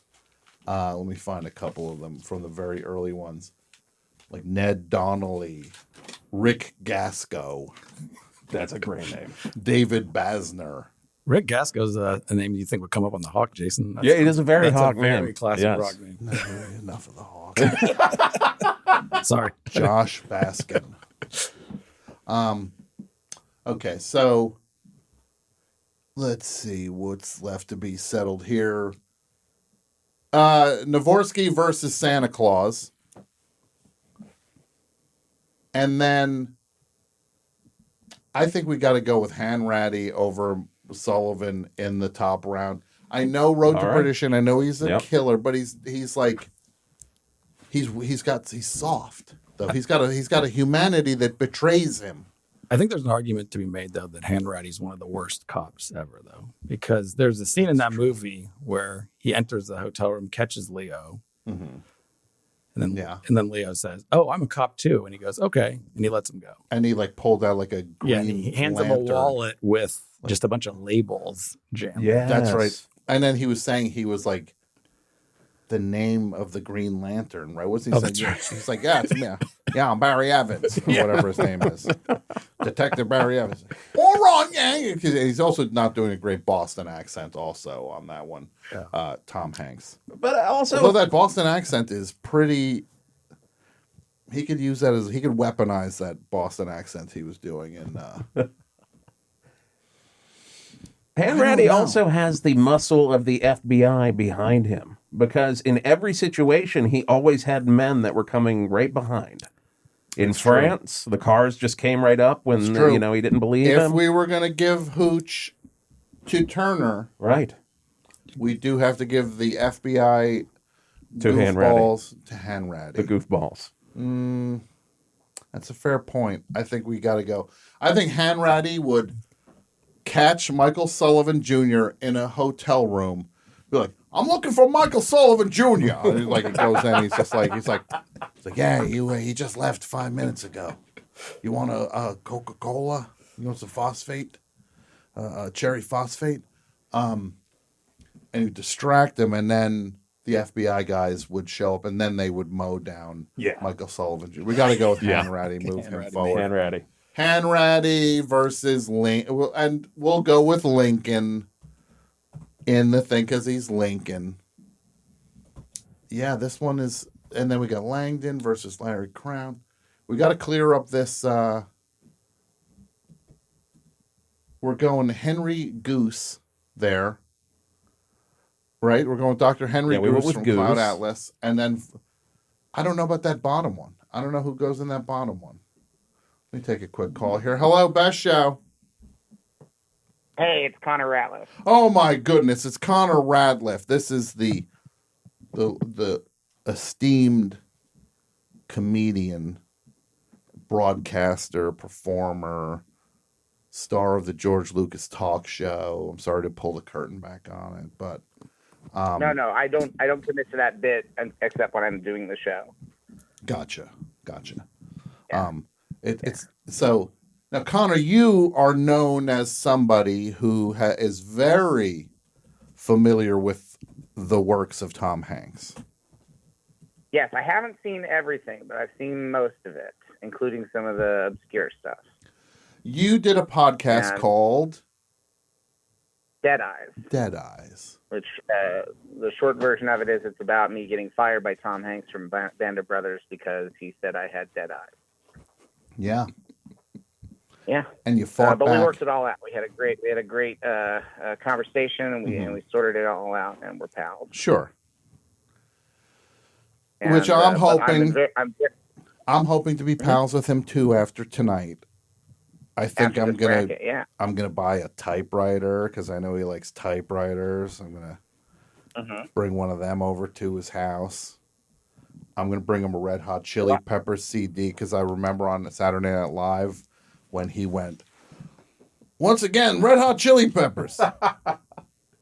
I'll bring a copy of once again. One Hot Yeah. Minute. And you think that was his call to have a second song? I think he was pushing for a third and fourth song, and Lauren finally had to say, if we're gonna do the Mr. Belvedere sketch, the Mr. Belvedere fan club sketch, we don't have time for a third Red Hot Chili Pepper song. Now, Connor, you I as have a question about the fight. Yes. The hypothetical fight Yes, between Hankses. Is it a fair fight or is it a fight to the death? depends on the character. It depends on the character. I always picture it to the death. Larry personally. Crown, there's no way Larry Crown doesn't beat Mr. Gable into a pile of goo. Yeah, because if he has to, Yeah. Larry Crown is he perseveres. You tell me, exactly. And you tell me that Victor Navorsky from the terminal isn't going to strangle the conductor from Polar Express? Now, here's the question I have, because Victor is a survivor, but the conductor has magical powers. And you have to, the two things I look at when I look at these things are who's a survivor or lucky, who has magical powers, and who is willing to kill.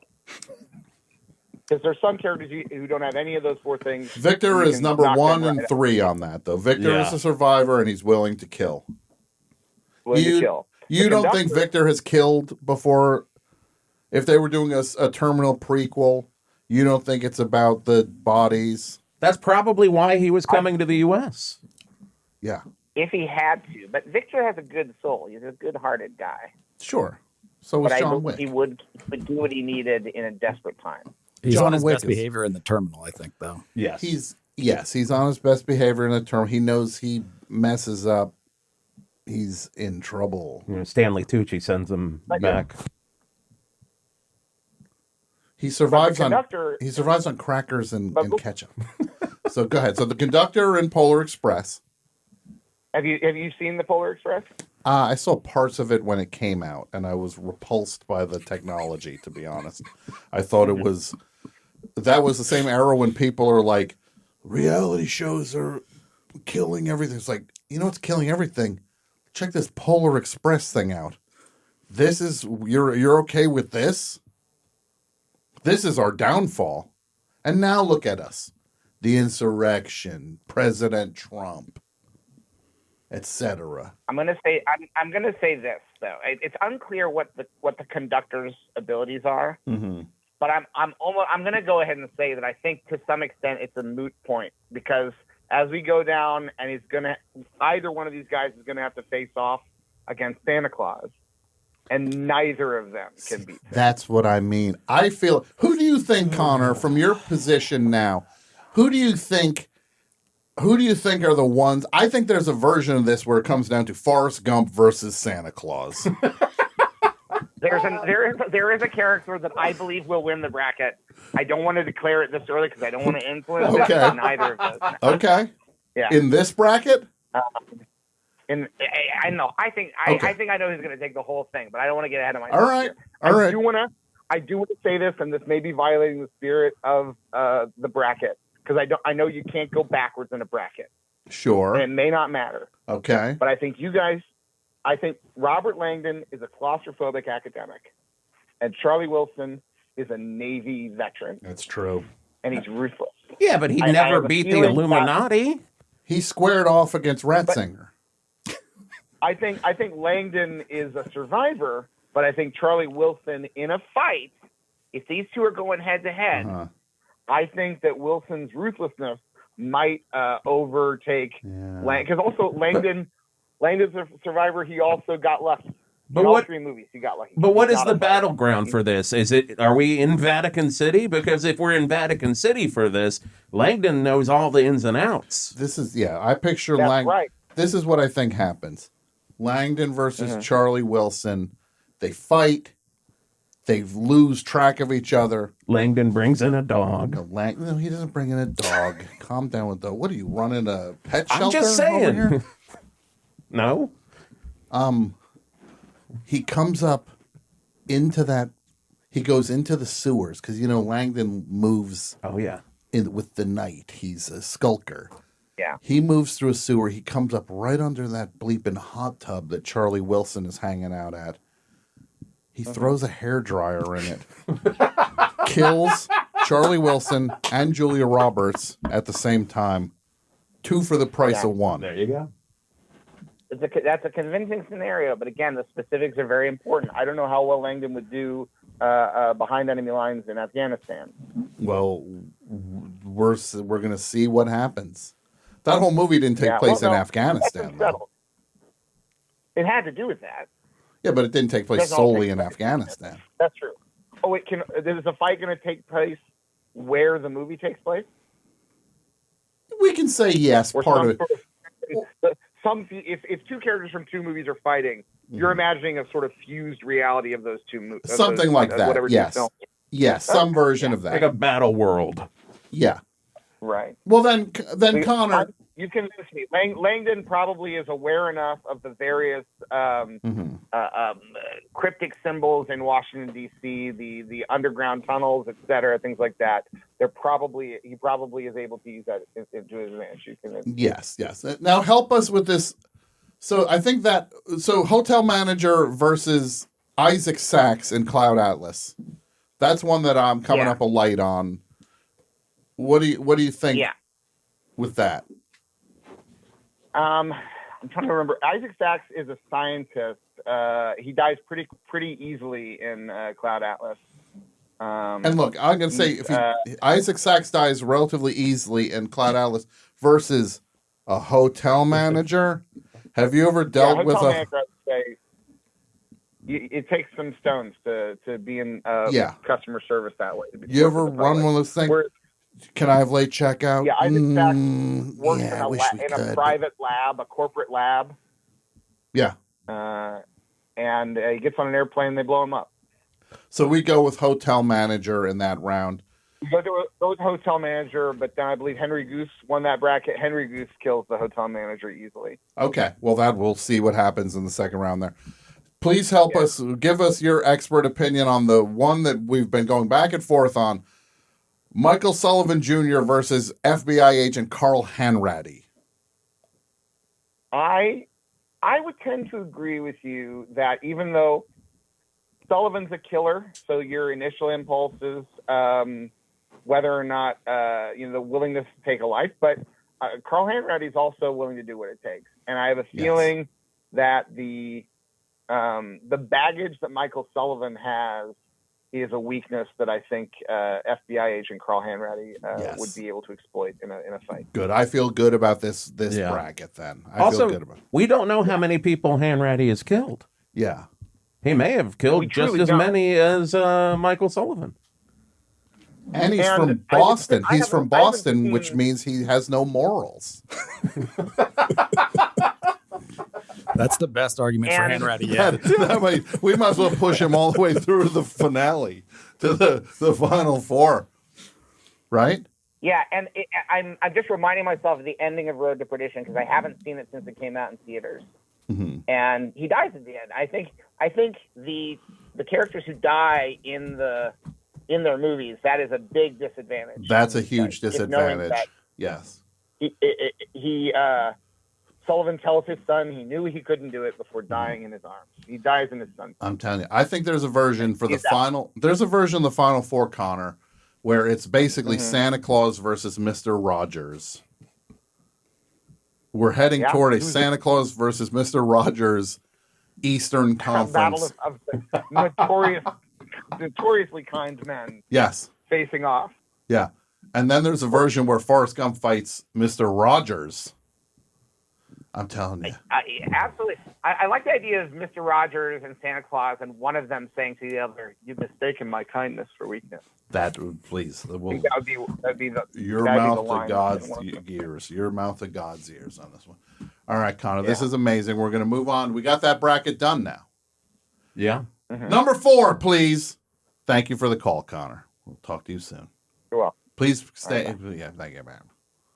Okay. Yeah. So somebody, Graham Friday in the chat says that this has turned into picking your NCAA bracket using the dominant mascot theory. So we're not really counting in the underdog. Of course we are. You don't think Hanratty's an underdog on paper? Hanratty's an underdog versus a contract mob killer? This isn't me saying this. This is Graham Friday. Look, all I know is that in this round, we have to pit Geppetto against Otto.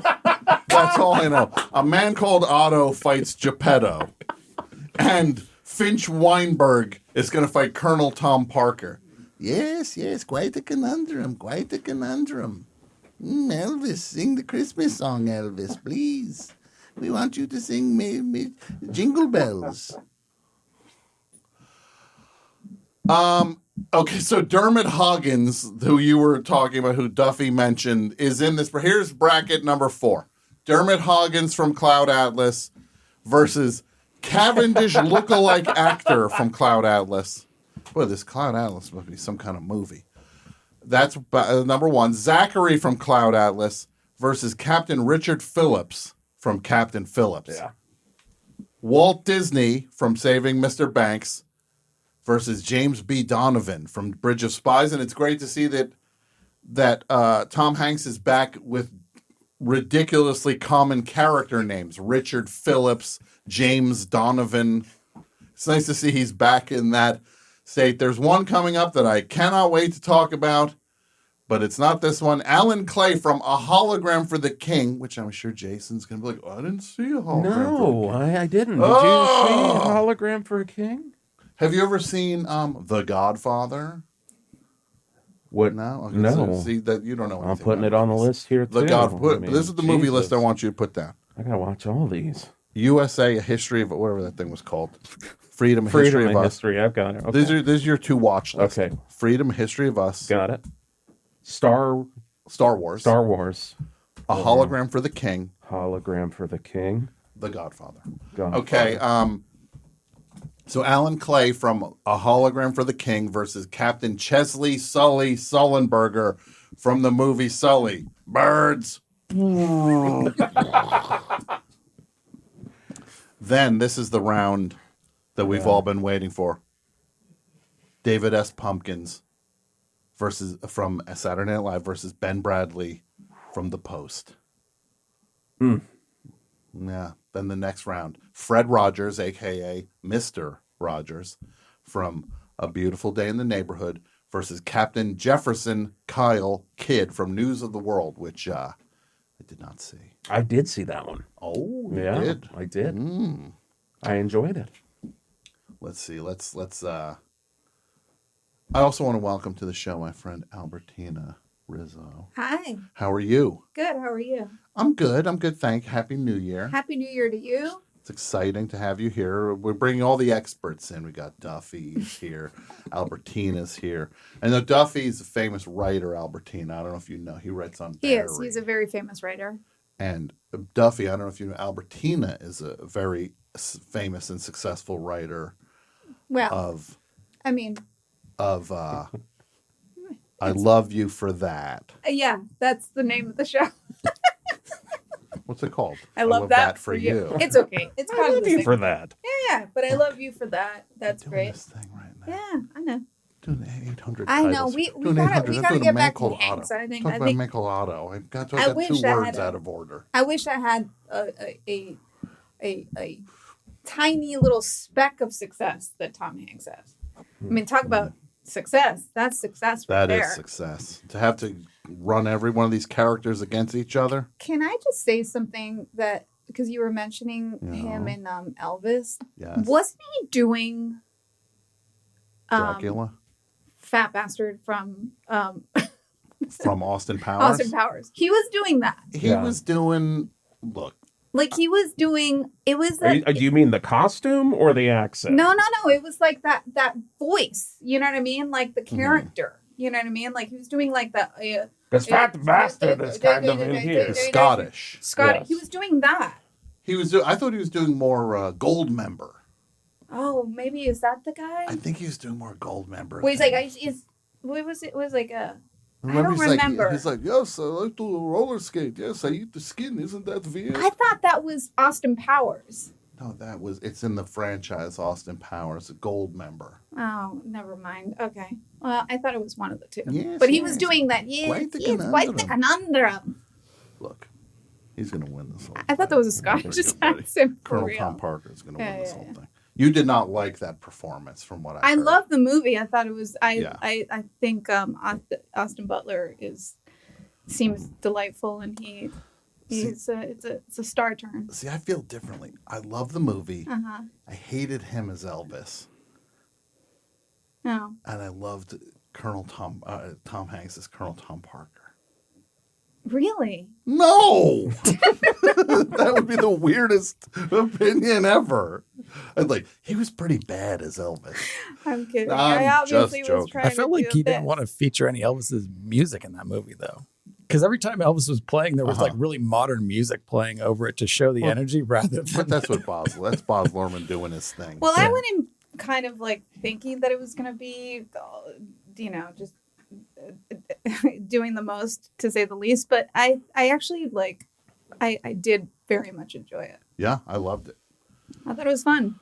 All right. And I truly thought that he was doing Austin Powers, and I was completely wrong about that. Well, it's quite a conundrum, as sorry. Colonel Tom Parker said in the movie Elvis. Ironically, it's quite a conundrum. Quite a conundrum. Dermot Hoggins, everybody's saying is a runaway success. That's the character that we see on the bottom center there with the goatee. With the goatee. With the George Michael look. That's Tom Hanks as if he's playing Andrew Tate in a movie. His best accent work too. Talking about accents. And how does he act? What can you do his accent? Can we look at it? I mean, I can't. I don't even. I try to obviously attempt don't this. understand accents. It's worth a listen. It is worth. Okay, hold on. Hold on. Here we go. Let's see. May your sister share a bunk bed with Dermot Hoggins. It's Karnak. Let's go to. God help me. I'm going to YouTube. I'm typing in. I need to break the continuum of me watching 75 different Logan Paul videos in a row. I'm now breaking that chain of Dermot Hoggins. Let's see, comes right up. Okay, here we go. Let's listen to a little Dermot Hoggins. It was the night of the Lemon Prizes. And amidst all that forced jollity, I recall a moment of introspection. Why? Why would anyone? Herman Melville writes a ripping yarn about a big white whale which is summarily dismissed, and yet today That's lugged around in the backpacks of it's Jim Broadbent is talking to Dermot Hoggins. We're about to hear Dermot Hoggins speak. every serious student of literature in the world. They don't give a fuck what happens. All right. All right. All right, you're off the There you show, go, Mike. toilet mouth. Oh, don't give it. Okay, that's Dermot Hoggins moves forward on that one right off the bat. Zachary from Cloud Atlas versus Captain Richard Phillips. I look. This Captain Phillips is a pretty tough customer. I don't know two things about Zachary, but I do know that Captain Richard Phillips, he gets running this ship, and then this fella climbs on board, and he says, Just one guy. One guy says, I'm a captain now. And then he says, hold on, Jack. Credits. And directed by Steven Spielberg, even though he didn't direct it. Can Okay, well, Albertina. I was just gonna say, I thought it was also. I thought it was interesting because I thought we were talking about Hank's like spiritually battling things. So I thought like These are physical fights. I thought like Andrew Beckett in Philadelphia should obviously be up there because he's. He made it out the first round. Oh, he did. He did. Okay. So he lost. I guess. No, who? Andrew Beckett. No, he like, bracket through bracket. It's Yeah. all going to coalesce. Okay, I'm late to it. Yeah. See, this is Have the you done- 21st Century Conference Division 4. Okay. Have you done like NCAA brackets? You know where they coalesce where it's like this one beats this one, and it gets narrower and narrower to where it'll be like that one box will be the winner of this bracket, and then there's three others that will then it'll be those final four fight. Oh, I thought this was just no. I this have is not. I have 1/4 never of done that. I don't bet on sports. Don't ever. That's okay. That's fine. Connor Ratliff in the chat says Captain Phillips, absolutely. Zachary is too driven by fear. Okay, well, look, I was already making the case for Captain Phillips, but I feel like that's a lock right there. Yeah. Walt Disney versus James B. Donovan for Bridge of Spies. Walt Disney created Steamboat Willie, anti-Semitic. Stole so much from writers and artists. Stole so much. He would do what you talk about backbone and doing whatever it takes. Disney's winning this. He kills Mary Poppins in this thing, if I remember correctly. Right? Don't he kill her? Yeah, Walt Disney was Disney? In the first one or second Killed one? her in Club Famously. 33. Famously. I think I gotta get into this it Club was 33. Black Dahlia. You're thinking Black Dahlia. The Black Dahlia. This is sometimes Walt Disney and Black Dahlia. It's so easy to bring them together. You're right. Sometimes I mix up Saving Mr. Banks and the Black Dahlia. The Black Dahlia. Yes. It's very common. I do that all the time. I just feel like it all And blends into itself. It was also fun when I moved to Los Angeles and got an apartment, and then I'm here, and I realized, I live one block from where the Black Dahlia was murdered. Thanks, Los Angeles. Put that in one of your Barry scripts. Yeah, I think we got Walt Disney. I saw Bridge of Spies. I like what's his face in it better than Tom Hanks in that movie. My guy is in that. You know my guy. What's his name? My favorite actor. Ben Bradley? No, not Ben Bradley. Who's the guy? Your favorite actor? He's the favorite guy. actor? Who's the guy who's so good? Skeet Ulrich. Not Skeet Ulrich. Who is it? You know, he won the Oscar for Bridge of Spies, Best Supporting Actor. Mark Rylance. Is it? Mark Rylance. Oh. Mark Rylance is so good. You ever see Dunkirk? Sure. You did? No. It's good. No, I did. I did. Dunkirk see is I'm kidding. Dunkirk I did is a see good Dunkirk. movie. Or as Jason just calls it, 1917. They're literally the same They're movie. the same. I agree with One Jason. in a They are plane and the literally other the same war movie. done on foot. You know what's great about going to see Dunkirk? That you were officially the only woman at Dunkirk. Sure, there's no line. No, there was no line. I went to Dunkirk and it was all the same guy. Sure. It was exactly the same guy just sitting in my row. 20 deep. Yeah. And it was 1917 too, or whatever it was. 1917 is a movie I walked out of. No, I. How about I enjoyed- 1917 too? Did you? I don't walk know out how of you that can one? enjoy Dunkirk and not enjoy 1917 because Well, 1917. one is great and the other one is terrible. No, the other That's one is 1917 does Dunkirk plus Birdman. No, 1917 is watching somebody play a Right? video game. That's how it was pitched. Yeah, look, Isn't it? Yeah. Thank you. 1917 is like, you ever go over somebody's apartment and watch them play a video game, and they're just like, watch Sure. this. Like that's what 1917. That's what watching 1917 was like for me.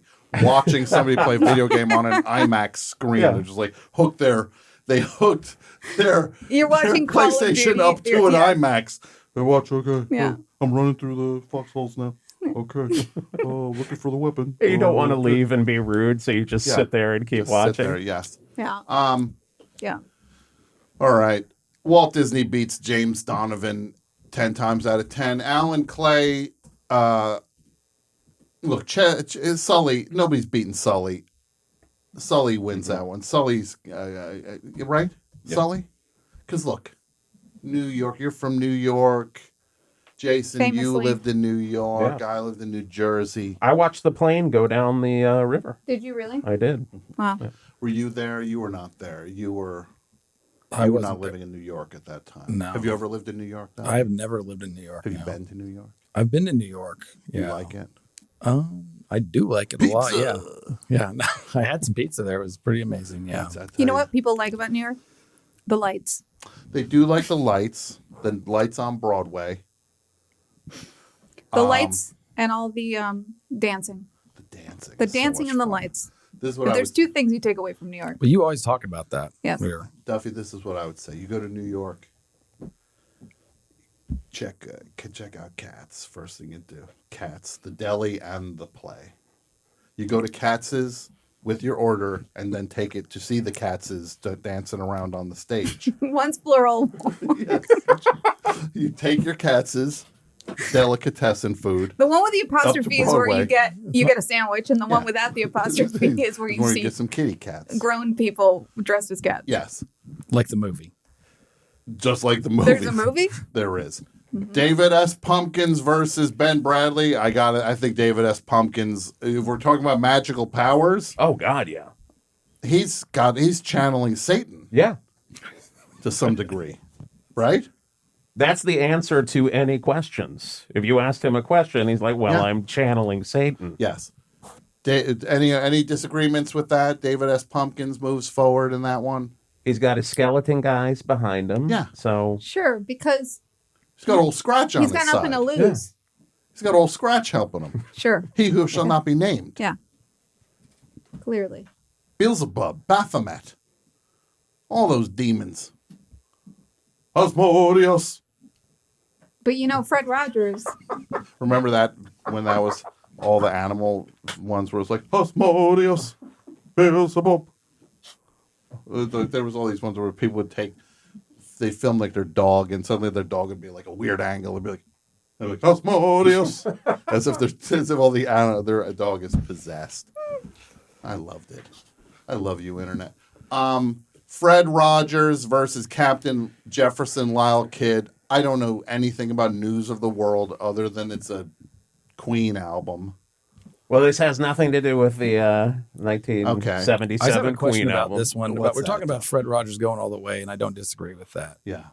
Even though he shouldn't be speculating. But is his power to emotionally disarm whoever he's going up against and then attacking them? Yes. I think it's Is that what it kindness. is? yes, He kindness. Killed them with kindness. Yeah. then he smashes them with a Literally and rock as they physically. are sitting there thinking. Yeah, is that- exactly. Because you don't think he'd be like, I just want to tell you all about that. And he'll tell you to no, just walk off that ledge and just open that window and climb out. Oh, so he's really in their head. He's getting Yeah. them to. And you know, Okay. you're talking about David S. Pumpkins having those two guys to help him out. You know who Fred Rogers has helping him out? God. He's got the puppets. You God. can put him in that God window. himself. Train. Little trolley. Jesus, God, You got Jesus, God. Separately. the king, The king. The train. the train, the train, Jesus, that king puppet, the And Daniel lady, Daniel whatever. Tiger. That tiger. I love that tiger. When I was a I'll kid. put you to sleep, man.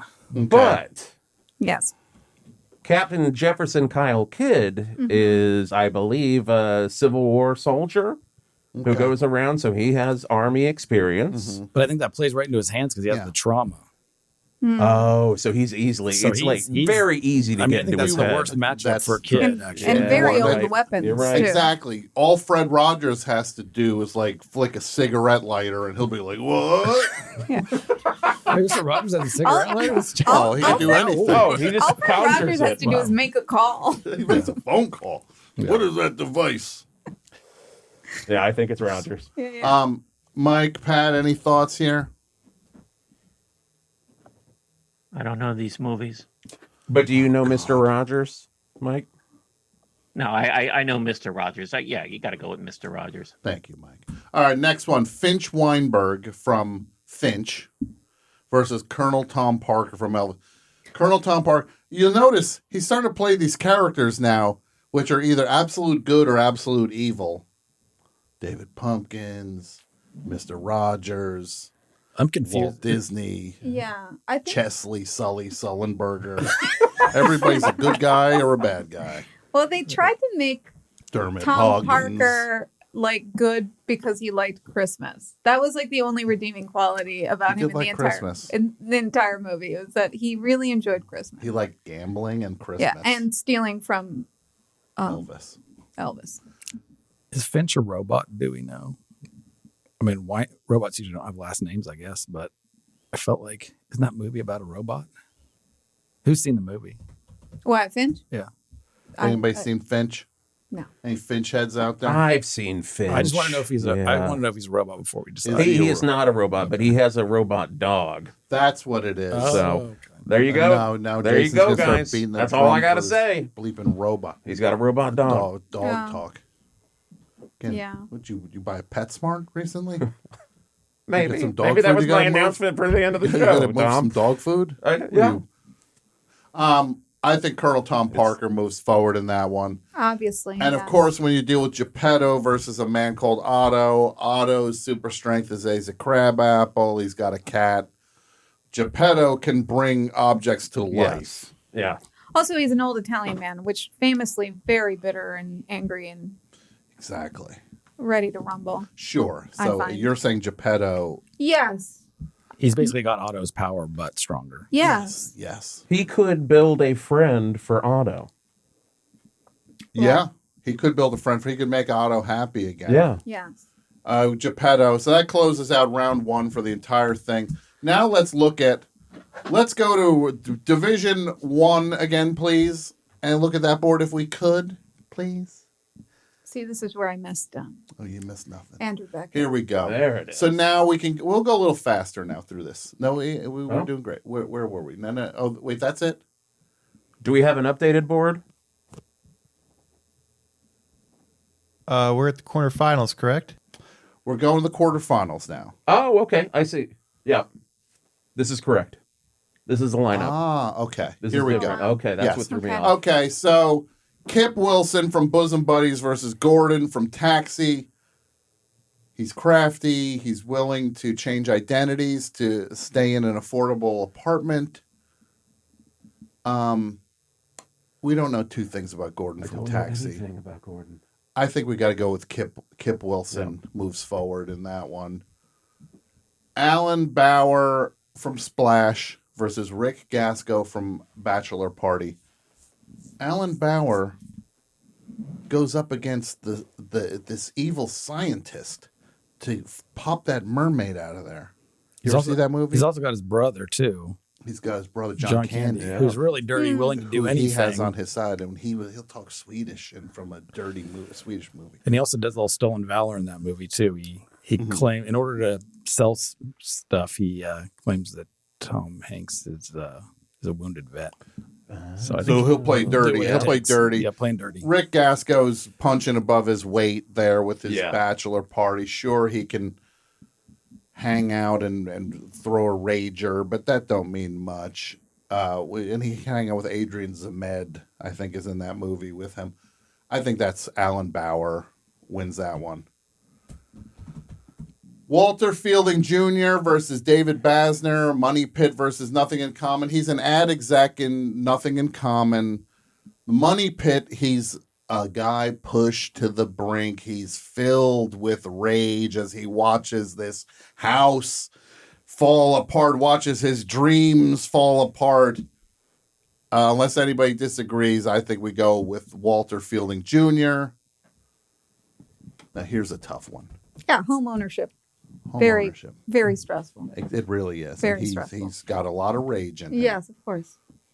Stephen Gold, the stand-up comic from Punchline, versus Josh Baskin, the man-child from Big. Question. Yes.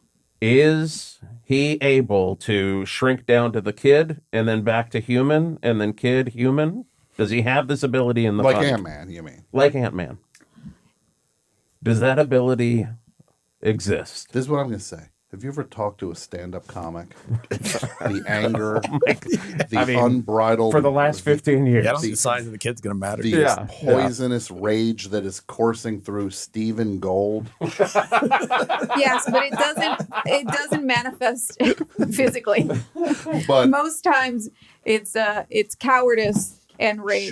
Sure. Whereas I think But in a fight, you suddenly think he's going to beat the piano dancer. well, no, I think what's nice about Josh Baskin is that he has the brain of a child, so it's a soft brain, so they don't know any better. I own this toy store, yeah. Billy. Right, yeah. Because he does have Robert Loggia on his side. Yes. Josh Oh, that's- Baskin. Yes, that's true. But Stephen Gold can summon Sally Field. And he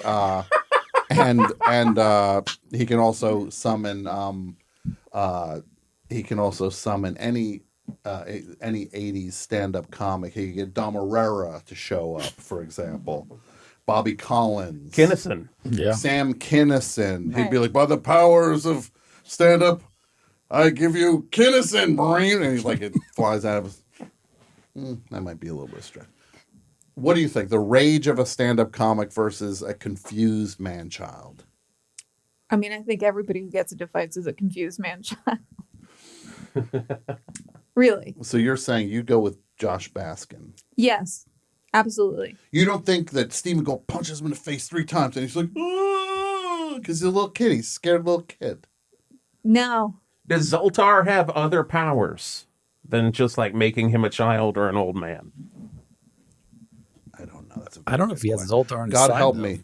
God help me. If it didn't happen in the movie, then Oh, Jesus. There we go. Well, if it didn't happen in the movie. Okay. So what do we say? Who says Stephen Gold? Raise your hand. Who says Josh Baskin? 3 people say, oh, I'm so sorry. It's Stephen Gold. You just got to give me that one. You all just have to give me that one. Ray Peterson, The Burbs. He's another homeowner watching his neighborhood go down the turlet as he thinks as the people across the street are murdering people, including Brother Theodore is there, one of the people. Rick Ducanum, the stand-up comic, is there. What are we thinking there versus Joe Banks from Joe versus a Volcano? Somebody who's willing to jump into a volcano. Nothing to lose. Of course that guy's going to win.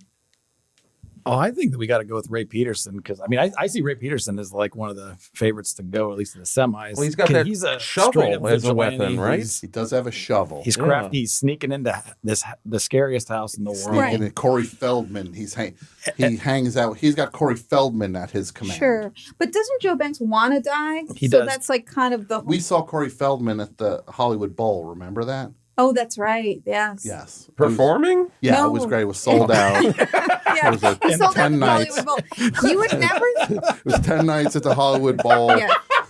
We couldn't get in, but we got a hang glider and flew over the top. It's the best we could do. It was with the LA Philharmonic, Yeah, right? Corey Yes. Feldman with the LA Philharmonic. Feldmonic, as he called it that night. The Feldman Were the Angels there? Did he play his backing band? Yeah. The Angels were there. He just had the whole night was magic. Bless his heart. I think he's no, doing his sweetheart. best. He's a sweetheart. He's doing his best. And Yeah. So what are we saying? Ray Peterson versus Joe Banks. Mike, Pat, any thoughts? Anybody? Anybody in the chat have thoughts on this one?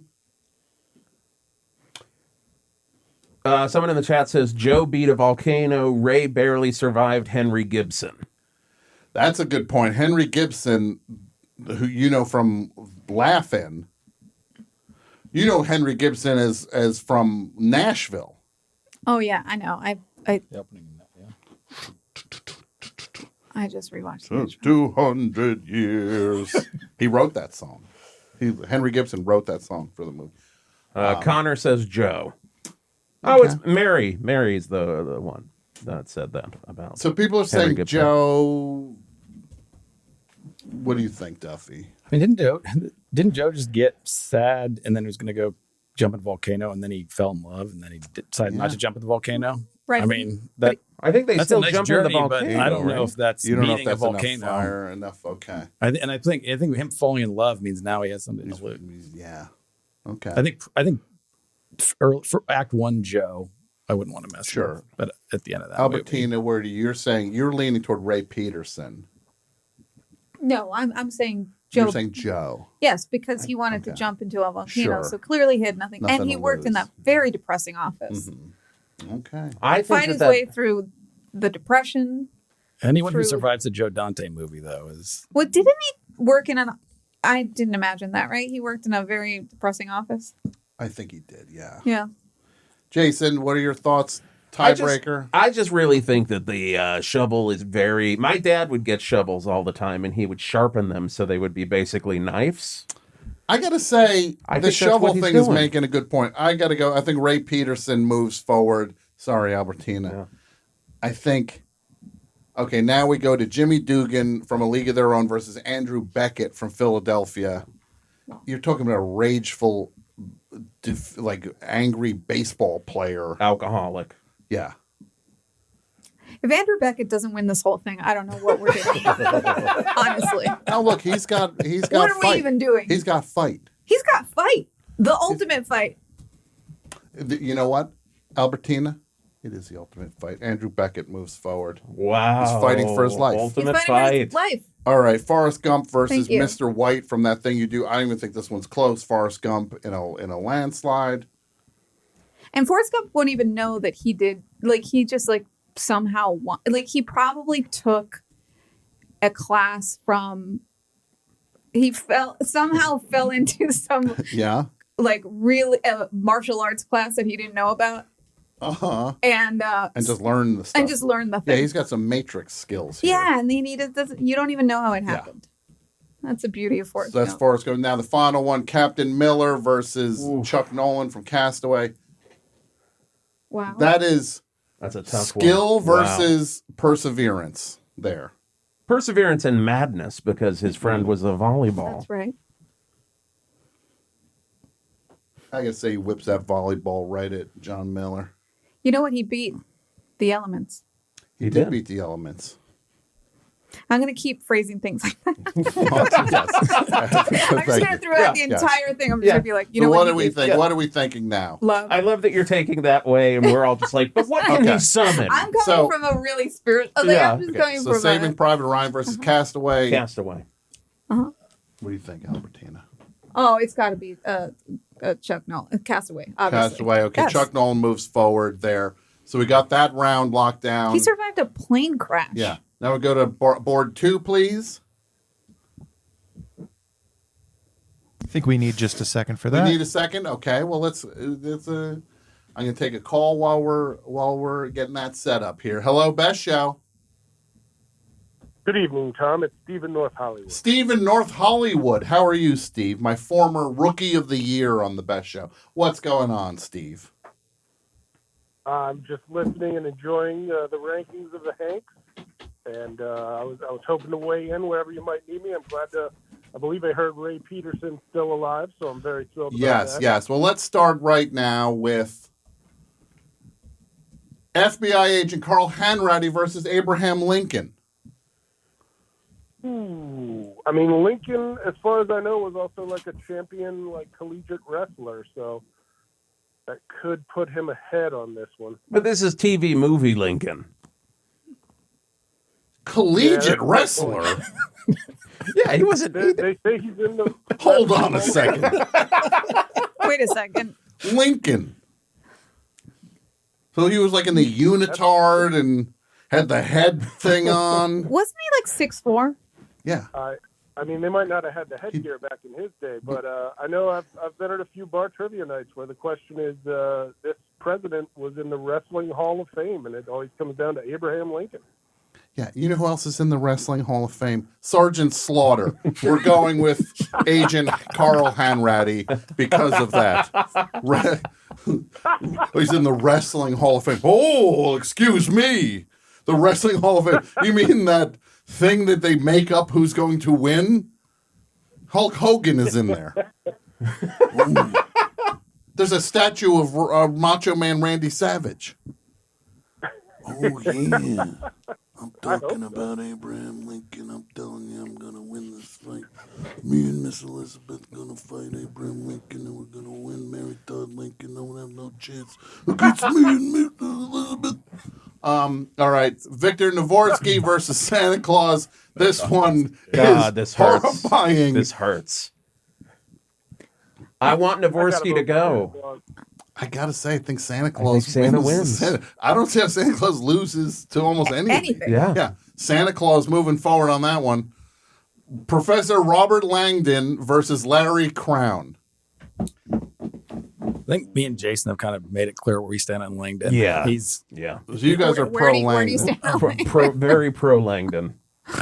Okay, because he's got what? Like, because he's gone up against He's beaten the Catholic Church so many times. Wow, that is because he went up against Ratzinger. But you know who beat him? Beat him at that game.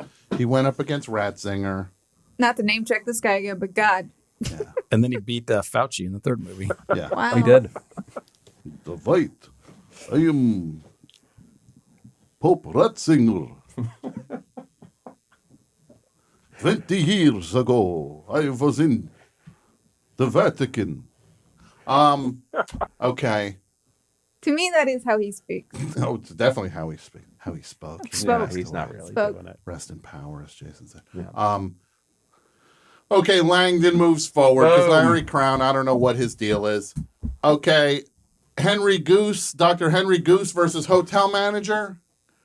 Didn't Connor have an opinion on that one? I'm watching the chat here. Connor, who wins here? Connor Radcliffe, Henry Goose. He says Henry Goose. Push Henry Goose forward. Goose. Dermot Huggins from Cloud Atlas versus Captain Phillips. I gotta say, Captain Phillips is pretty tough. Well, Captain Phillips couldn't even get a hold of his own ship. But Tom, you might like does this though, eventually. about that scene that we were going to watch, but there was a bad word in it. Yeah. Dermot actually, it's a party that he's having for his memoirs being published. Oh. And it's criticized by this really snooty So it's like critic. me and AP Mike. Yeah. And then he takes him, he tosses him off a building. Mike, you hear that? I do. Tread lightly, my friend. I don't want to have to Dermot Huggins you. No, Captain Phillips, though, is pretty tough, though, because he gets the ship back. That's true. He that's does get it backbone. back. Yeah. Because he tricks the pirate. Where he Yeah. goes, it's like he pulls like a Superman 2 on him, where he's like, That is so true. wait a minute, you're in here. That means they're out there. I'm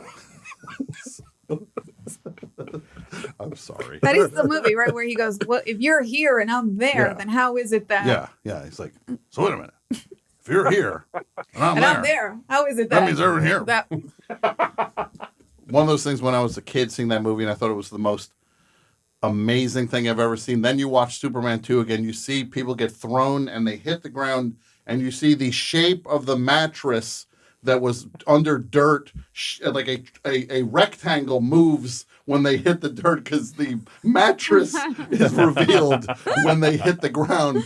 And then you realize scenes like that are strangely underpopulated also. But it does have the thing that makes me cry in any movie. Hey, you can't do that to Superman. When like the people with no power, when they're just like, Superman's our guy. You can't like do that to the hot dog guy or something. like in yeah, Spider-Man. You can't treat Spider-Man that way. And the Zach people, Cherry. the people like, we got to fight for our guy, Spider-Man. And even though they don't have powers, they stand, and always the villain in those things. like usually like blows like just wind and knocks them over. Like he's kind to them, but you, like you know what the moral of a lot of the stories are? what's that, Albertina? New Yorkers are kind. It is. Isn't And it they always? they back their They're own. back their own. They always have a guy in a hot dog cart, or like the guy who works at the bodega being like, Yeah. I mean, they're not doing anything to help, No. but they're definitely on board with him not dying. No, they want her to live. Yeah. When he's fighting on the Roosevelt Island tram thing. Yeah. So we're saying Captain Phillips moves forward. Walt Disney versus Sully. This is a tough one. It's like the ultimate good versus the ultimate evil right now, basically. Sully is everything that Walt Disney isn't, and vice versa. What do we think here? I think ultimate evil kind of win. Oh, you think? I think Sully's because he stands up against that trial also in the movie. Yeah, like his morals are so set. He does not flinch. But wouldn't Walt Disney have like powerful allies? BJ Novak, because he gets they're writing the songs in the thing. You gonna drop a piano on their head? I don't know. What do we think? I could go either Sully's way. got Eastwood behind him, that's for sure. Sully's got Eastwood behind him. What do we think? I'm gonna say so. I was gonna say Disney because evil tends to prevail, but you know what? Tonight, let's not. All right, have it. so we go with Sully moves forward. Sully moves forward. Another tough one: Fred Rogers versus David S. Pumpkins. Pumpkins. You think Pumpkins beats All the Mr. way. Rogers? Yep. He does have. If we're gonna respect the goodness of Sully, we have to respect the potential evil, Pure Halloween evil. evil of David S. Pumpkins. Yeah. Thoughts, Duffy? Oh, I mean, is Fred gonna Fred? I didn't mean to call him by his first name. It's Mr. Rogers. Very familiar. Yeah, well, I did. Is that inappropriate? Well, you know Mr. Rogers. I call him Fred. Does he have the king at his disposal? Those puppets. He does have he can the send. The I mean, this seems like a big showdown between a bunch of spirits from two different worlds. But here's the Pumpkins thing though. Like he has all of the the person with the chainsaw. He's got all the people that are in the building at his disposal. Mm-hmm. Okay, I think it's got to be Pumpkins. I think it might have to be Pumpkins. Yeah. Look, I'm pulling for Fred Rogers on that one. And then in the same spirit, I think Geppetto beats Colonel Tom Parker. No The question. magic. Yeah. again. The magic sometimes. So now we're going to have magic versus magic, which I is know. very exciting. But also, do not discount the fact that this is an old Italian man. I knew you were going to bring it back to that. Yeah. Yes. And Geppetto also has woodworker strength. Yeah, he's got Yeah. woodworker strength. He's He's seen got it all. Strong hands. He's got Exactly. He's got think of the strong Italians, the Robert Loggias of our life, or and others. This is the second time you brought up Robert. This is the third time you brought up Robert. Look, we Look, bring I up think a it's fair the amount of only the same people. Rest in power. Rest in power. Who else is there? There's Robert De Niro Yes. and Al Pacino, Mhm. as people have said. Your name is Albertina, Yeah. and you've been introduced. You've told me multiple times in your life, and somebody's like, "Your name's Al Pacino." Yeah. No, I mean, I'm not. It's not even a bit. Like I've No. literally said Albertina, and somebody's like, Al Pacino. I was like, yes, my mother saw me as a baby and said, you know what we should call her? Al Pacino. Yeah. You should just go when they say that. You should just go hoo-ah, Mhm. and run away. Dunkachino. Mm-hmm. Connor wants to weigh in on David S. Pumpkins. He's back on the line. I don't see him on here. Steve, any thoughts? I'm still throwing my weight behind good old Ray Peterson for any future, and Geppetto right here for. All right. Thank you. Thanks for the call. Back to the Zoom. Here we go. Connor, are you back? Hi there. Okay, I hinted at this earlier. David S. Pumpkins is It's his to lose at this point, as far as I'm concerned. He could take the whole thing. So you see potentially a Forrest Gump, David S. Gump versus Pump, as some would say. Absolutely. Gump has good fortune on his side, but it's not unlimited. He's also endured a lot of loss. A lot of people around him have suffered. He doesn't have unlimited luck. No. David S. Pumpkins is chaotic, good. Yeah. He has magical powers which are vaguely defined, and he obeys no rules. He's like Loki. So he has that over Santa. Right? Santa has rules. Well, there's a David new S. movie Pumpkins will not follow. I thought there's a new Violent Santa now. Violent Night is the movie So- that it's with David Harbour playing Santa Claus. Yes, So- but with My no mom Hanks will connection, let me the see violence it. bring that reality into it. I wish I could have seen. My mom got really mad when I said I even wanted to see it. She got so mad. Oh, you're right. I mean, I'm extending this out past the Hanks universe by bringing that into it. So I'll withdraw that thought. With David S. Pumpkins, you have to take into consideration not just the 2 live action sketches, but also the David S. Pumpkins Halloween special, in which his magical powers are expanded on somewhat. Yes, and you could that also was a voice. Yeah. He also has the power, David S. Pumpkins, to beat a dead horse.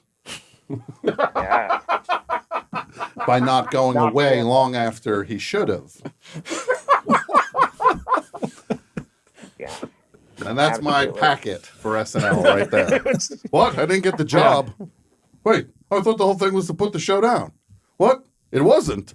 Well, I take it back. I liked the character. Now I still can't work there? Well, I still don't like him then. I'm doubling down on that horse thing I said before. Okay, so Geppetto. So David S. Pumpkins moves forward. Geppetto moves forward. It turns out it was less of a conundrum than we thought it was for... Yes, quite a conundrum. Okay, so that's that. If we could go to bracket 1 again. I think All right, I'll be back later. Thank you, Connor. Thank you. You're an invaluable help on this. I appreciate it so much. Appreciate it. Thank you, man. Of course. Tom, Lorne Michaels on the VIP line. Yeah, okay. Dun, dun, dun, dun, dun. If I was in the cast of SNL, I'd wear a funny T-shirt every closing thing. Every one, I'd have a funny shirt on. Every single one of them. You'd be like, funny. I'd go like up front and be why like, be "Whoa! normal? You'd be why be normal? Why You'd be be, normal? Why so serious? Why so serious? Don't worry, be happy. Don't worry, be happy. Keep Austin weird. Keep Austin Butler weird. Yeah, keep Austin weird. Coney 2012. Coney 2012. Yes, I would keep all of them going. What else? All right, let's see. Wow. I think we need just another second for the updated graphic. Of course. Thank you so much. This is going great. I think we're going to finish I'm going this. to take a call in the meantime while we're doing this. Hello, Best Show. Tom, this is in Athens. Colette from Athens. Colette, how are you? I'm doing well. How are you? I'm doing great. Happy New Year to you. Happy New Year to you as well. Colette is one of my favorite callers on the show. She calls and is outstanding, and nobody's better than Colette. What do you think of all this Tom Hanks business? Well, I want to correct the record on Abraham Lincoln. He's not in either recognized wrestling Hall of Fame. So the only president who's in the Hall of Fame is Donald Trump. Donald Trump it's is a in the heartbreaker, Wrestling Hall of Fame. Yes, Is that true? because He's he in was WWE's Hall of Fame. because he was at one of the he was in one of the Slam-O-Ramas, right? Slamorama. Right. What's it called again? What's it called? WrestleMania. WrestleMania. I thought it was called Slamorama. I honestly thought it was called Slamorama. You didn't flinch. I just wanted to. I was like, obviously that's what it's called. Truthfully, in Slamorama. fact, I would say that's a better name. Better than WrestleMania? It is. Yeah. Slamorama. Slamorama, Look that's at the that board. Holy Oh, my moly. God. That is beautiful. So that is, but that's the semi. That's one of the first semifinals. There's two of those, right? Yeah, because we didn't do. Yeah, we got a whole. Yeah, but let's go. So we go to top left. We're talking about Kip from Bosom Buddies versus who's Bauer again? From Is from Splash. Splash. Yeah. I gotta say, I think Bauer from Splash moves forward still. That's a strong character. Yeah, I think so. I don't know how I think so. the fight in Alan Bauer to rescue that mermaid. Daryl Hannah played the mermaid. To make a mermaid his girlfriend. Yeah, I love that movie so much. Splash. Yeah. I've seen that movie. That's one of the movies I've seen the most in my life. Really? I saw it so many times. I've only seen it once, and I think I only remember her eating the lobster. Okay. So I apologize. That's okay. Don't worry. I don't own stock in the movie. You see it as much as you want. I don't make money. The check shows up for $15 because you saw it. Fielding, we got Walter Fielding from the Money Pit versus Stephen Gold from Punchline. You're talking homeowner versus stand-up comic. I'm still saying the rage of a stand-up comic beats a homeowner. Wow. But you're not keeping into consideration the weakness of a stand-up comic as well. You're saying it's an impotent rage, Albertina. Yes, that's why they're on stage. It's true. And that shovel's pretty freaking sharp. Oh, is that Money Pit? Fielding? Yeah, it's Money Pit. Okay, Walter so he doesn't Fielding have Jr. the shovel. That's Oh, no, Burbs. that's the Burbs. But he's You're pushed right. to the edge, though. He's pushed to the edge. Pushed. If Like, that was nothing to if lose. that was Ray Peterson versus Stephen Gold, I would side with Ray Peterson. I think I got to go with the rage of a stand-up comic still. Wow. All right. I get that. I was trying to make an argument. I know. So that moves that forward. Now the second division there, we got Ray Beckett. We have Ray Peterson from the Burbs against Andrew Beckett from Philadelphia. Again, I must make this argument that Andrew Beckett wins the whole thing. Because he's fighting for everything. Yes. Justice, Okay. his life, the other things in that movie. I got you. The thing is, Ray Peterson's got a shovel. That's true. He's got a very sharp Very shovel. sharp. I don't think a lawsuit Shovel. beats a shovel. That's Maybe where you're from. that's definitely true. Yeah. I think me and Jason come from the parts where yeah. shovel always beats lawsuit. Yeah, where I'm from, the lawsuit wins every time. Now, where did you Like grow rock, up? paper, scissors. Duffy, you grew up in Oklahoma. Yeah. Home of Rockford. James Garner is from Oklahoma. He is, yeah. Wayne Coyne is from Oklahoma. Gary Busey. Gary Busey's from Oklahoma. The musical Oklahoma is from Oklahoma. Probably. Probably No, not. it's from Brooklyn. It's probably from Brooklyn. It's from Brooklyn. Yeah. I can I guarantee think you you're that's so not. Andrew Beckett versus Ray Peterson. Colette, what are we thinking here? Philadelphia I'm going versus. with, yeah, we're also. I guess we're kind of discounting the tough streets of Philly in this argument too. I'm going with him. Yeah.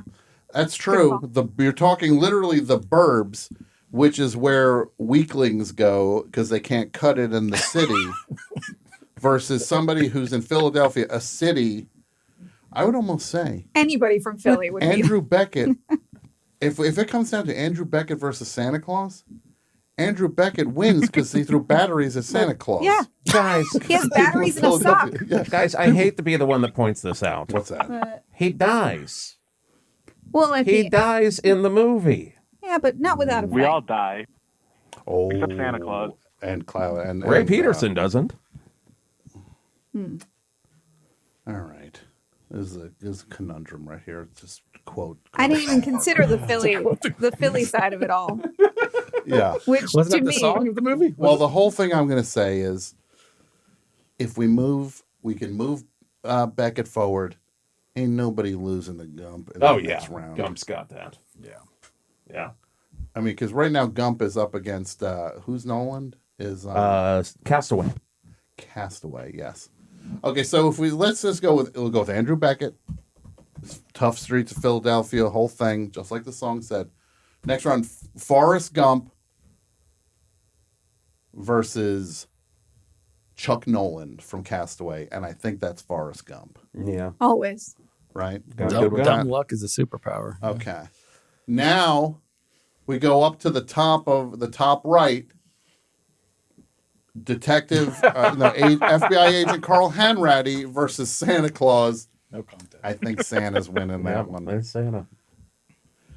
Now the house favorite, Professor Robert Langdon, versus we know nothing Dr. about Goose. Henry Goose from Cloud Atlas.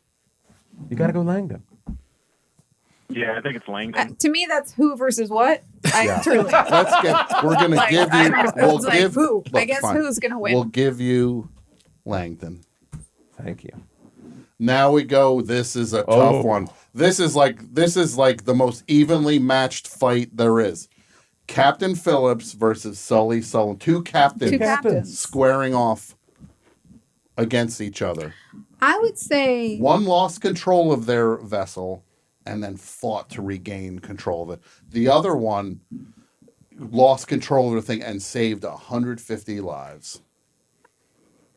I would say Sully wins this one because isn't being the captain of a boat, doesn't that seem like a less stressful job? I don't know. This is what I'm going to say. And to agree with you. Sully don't lose control of his thing. No, full control. He figures it out. Those birds flying the thing.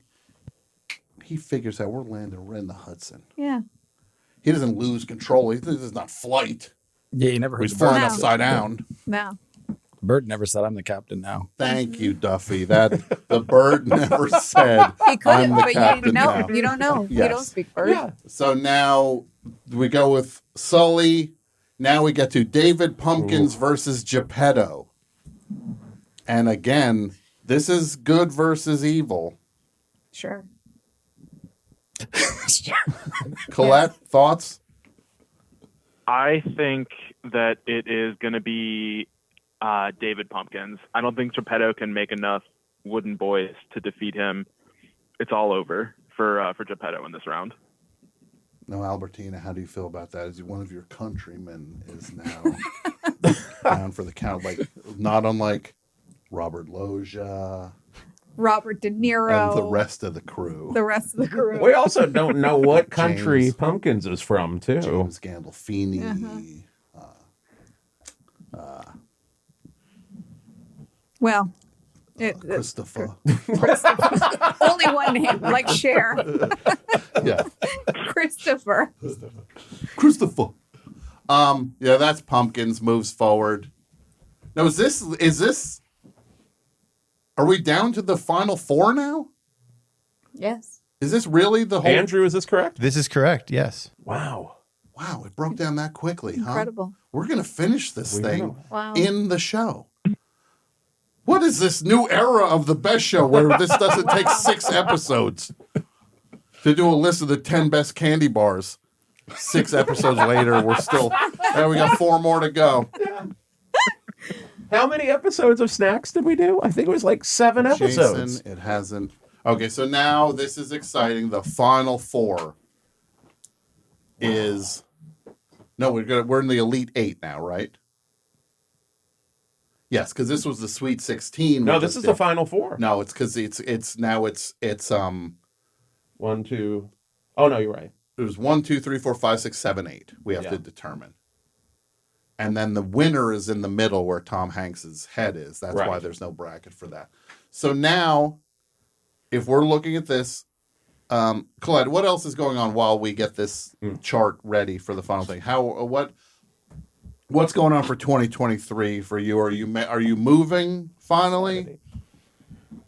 No, my moving process is the slowest possible thing. But I will be. I'll be moving later this year, and I'll change my handle and everything. It'll be different for all of us, but I'm sure we'll get used to it. Okay.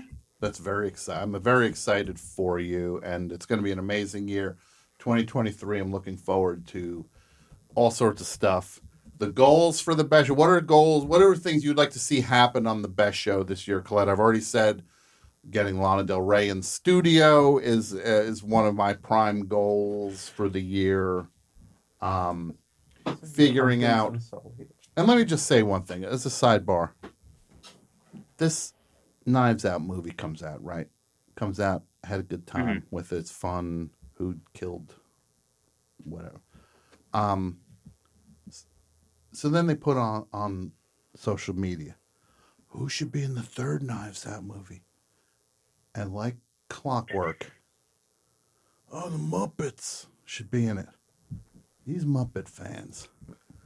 And I know people think, oh, Tom's always picking on the Muppet fans. You know, a few adult movies. Look, Knives Out's barely in a movie for adults. Barely. It's just, it's fun, and it stars adults in it. It's funny, and it's fun and silly and all that stuff. It's not the heaviest movie in the world by any stretch.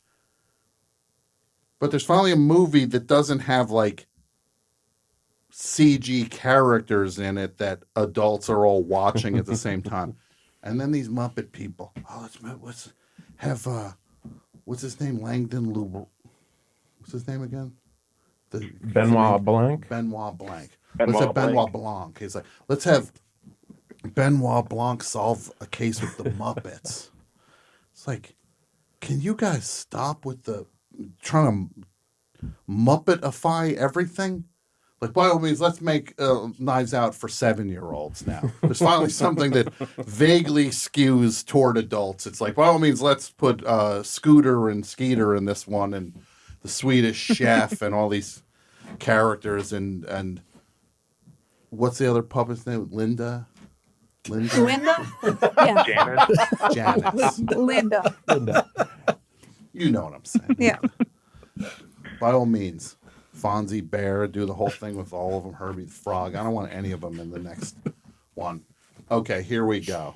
Oof. You ready? Final Elite 8. Here we go. Here we go, everybody. Thank you, Andrew. And now I want everybody, all hands on deck. Mike, Pat, Andrew, Colette, you stay on the line, please. Will do. Here we go with this. Let's go to the top left. We have Alan Bauer from Splash squaring off against Stephen Gold from Punchline. Thoughts? I would say personally, this is where Stephen Gold's luck runs out. Yeah, I don't think he's... Because Bauer's got the power of the ocean. He does. He's got a mermaid on his side, Yes. actually, to be honest. Poseidon, She'll maybe, slap even. him with that, to anyone with that tail. And John Candy. Yes. And Gold probably ran out of material at this point. By this point, yes. Yes. Has no more material. Yes. By this point, Stephen Gold has run out of material. Alan Bauer moves into the final four. Boom. Now we get to Andrew Beckett from Philadelphia versus Forrest Gump from Forrest Gump. I've said my piece. Andrew Beckett had a good run. Went very far. Yeah. It's Forrest Gump. Forrest Gump Goes forward. It's Forrest Everybody, Duffy, you get it? When's the next season of Barry Star? When's that? When can we all expect that on our television sets? Next couple months, I think so. Would be what is it now? It's March or April. I think that's a scoop.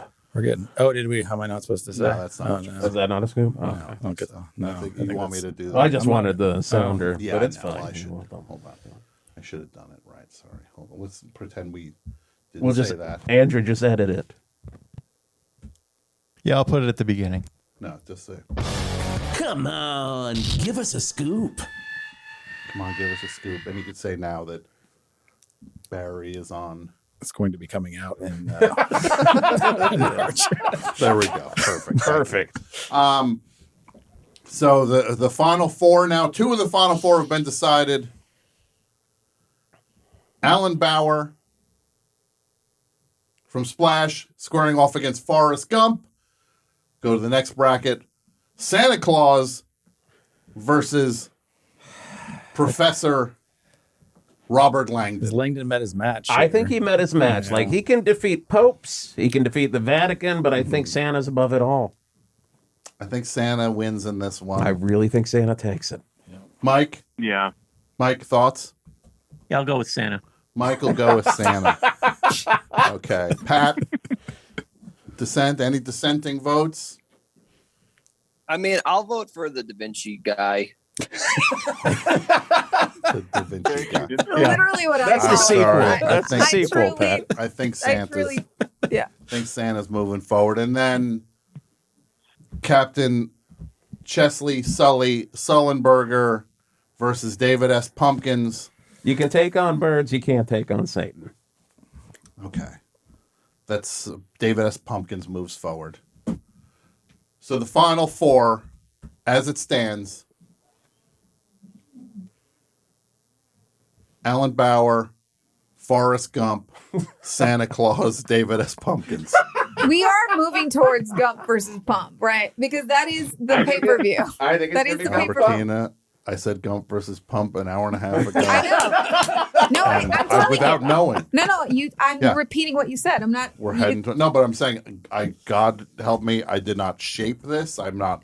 That was not my You- goal to have it be Gump versus Pump. But I think I'm no marketing genius here, but I do think I'm no that- marketing. Look, my I'm no favorite- marketing genius That's my over here. favorite. But but that is I'm no marketing genius here, but who are the wizards that came up with that? Do you remember that who are the advertising wizards that, like, it's an SNL, like when it was all stand-up comedians on like Jeopardy or something, and like, who's the marketing genius who came up with that?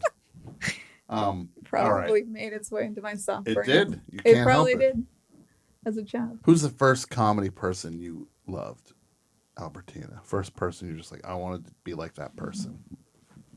That's tough. I don't remember. Probably First one that comes to mind. First hero of comedy for you.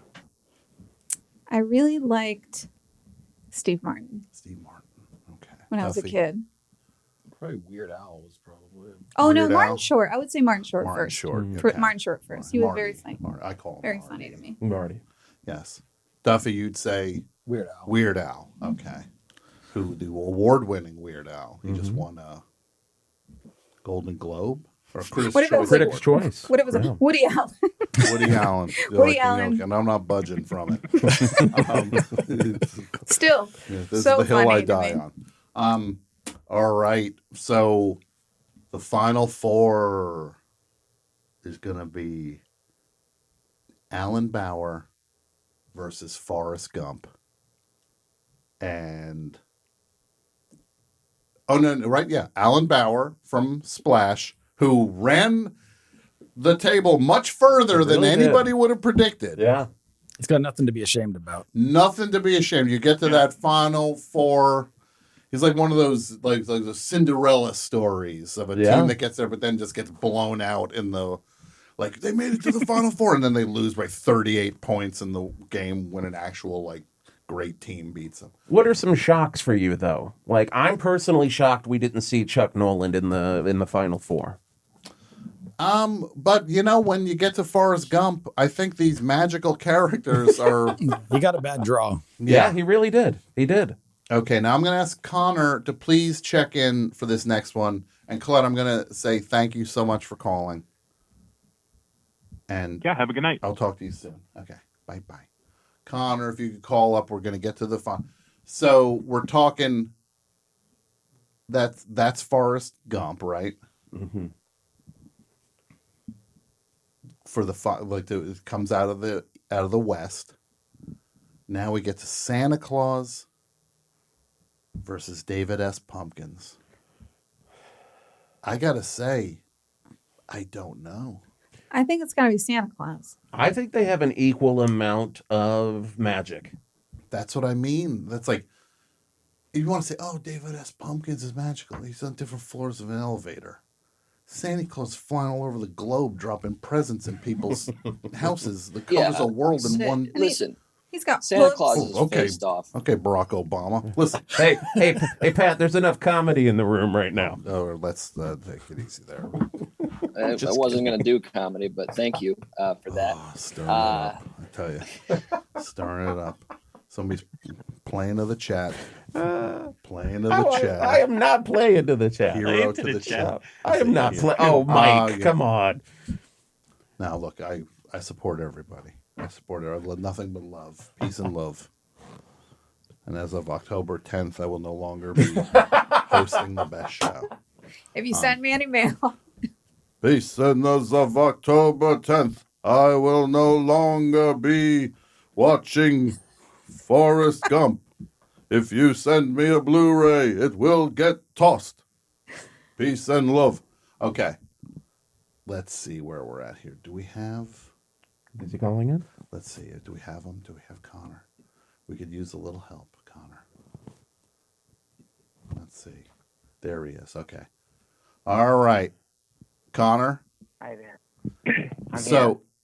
It's exciting. It's exciting. This is a great Final Four. The one bracket has now gotten us to... It's Forrest Gump coming out of the one side. But now we are stuck with Santa Claus versus David S. Pumpkins. Yeah. Yeah. So you're saying that you think Gump defeats Bauer? We've already passed that. Gump defeats Alan Bauer. Alan Bauer was all heart. I have one question about that, which has to do with the ending of Splash, which he jumps in the ocean and swims away and seems to be able to survive underwater. Am I wrong about that? That is true. That's a good point. It's a good point, but... I mean, we just don't know what he's capable of. He'd get caught in one of Gump's nets. Oh, Duffy, I think you just checkmate. That's very true. Yeah. Absolutely. Yeah. He's gonna get trimmed. Yeah. Duffy, Yeah. that Served. was the perfect. You closed it out with that. Yeah. And also, you ever seen this Forrest Gump play ping pong? So good. Oh, good at it. Okay, so now but Santa Claus versus David S. Pumpkins is where we're stuck. Halloween versus Christmas. Yeah. Yeah. I mean, this one is gonna. It's hard to prove this one. A lot of people are gonna think that Santa can't be defeated. But I feel like we know what his basic powers are, right?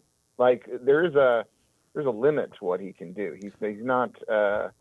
We know that Santa has things we associate with him that are magical, but we also know a lot of people who haven't gotten what they wanted for Christmas many times, right? But that's because Santa also has a very strict moral code.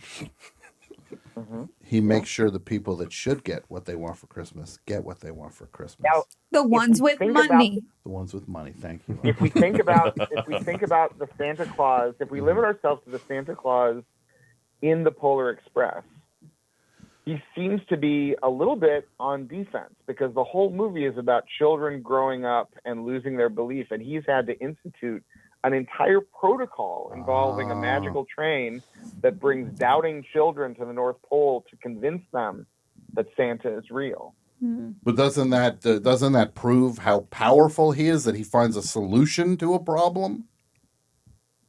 I suppose so, but at the end, the parents can't hear the bell ringing. They think the bell is broken. So eventually he is losing most of these kids to adulthood. If we think about the battle that Santa's fighting, he's bailing out water from a sinking ship. I think Connor's bringing up a good David point. S. Pumpkins is undefeated in his fictional world. So what you're saying, David S. you're painting it, if I could put it into, as I put most everything, basketball terms. Santa Claus is Michael Jordan and is just but in the when he had to come up with the fadeaway because he couldn't just dunk on everybody anymore. He had to play smart, not just hard. I thought you were going to say in the basement watching television. In the basement watching television. With yellow eyes. With yellow eyes, yes. Yeah. Whereas David S. Pumpkins is like the Harlem Globetrotters, Santa Claus is just good. David Pumpkins is chaotic good. One thing we're forgetting, is the fact that David S. Pumpkins can materialize wherever he wants. He pops up right behind them and snaps their necks. That's exactly the move he'll do on Santa, and he won't see it coming. Yeah, but isn't Santa immortal? Are we forgetting about this? I think that's the argument that Connor was making. He's a dying god. It was a very. How do you know he's not going to smack Santa's ass? Do what? And on that How do you note, know? Well, I mean, that is true, Mike Mike. has a That really is good true. point. Mike has a really good He does have a good point. Strangely, yes. God help me. And I just want to say, Santa, if you're listening to the show, I got 11 months to prove to you that I'm good. Don't freeze me out this year, Santa. I think we got to go with David S. Pumpkins. Because he's got the infinite on his side. Yeah. You get a lot from that sketch, huh? Story-wise. Well, that is amazing right there. Oh. Gump versus Pump. Wow, that's incredible. So it's Gump versus Pump. Forrest Gump, the embodiment of America, versus David S. Pumpkins, the chaotic. What would you call him? A demon? Is he like a demon? Is he an imp? He's like a trickster god. He's a trickster. He's like Loki. Yeah. Yeah. So we've got now Captain America versus Loki. Listen, I think Gump's story has all driven up to this. That's a good point. Even Forrest Gump, in his worldview, concedes the world that David S. Pumpkins controls, which is that life is like a box of chocolates. Well, you never know what you're going to get. That's the world that David S. Pumpkins is the ruler of. So that is everybody. This is what I say. All right. This is what we're gonna do. Everybody. 15-second closing statements from everybody. So Connor, yours was that. That's mine. That was yours. Mine. So your vote lies with Pumpkins. Pumpkins, 100%. All right. Duffy, what would you say?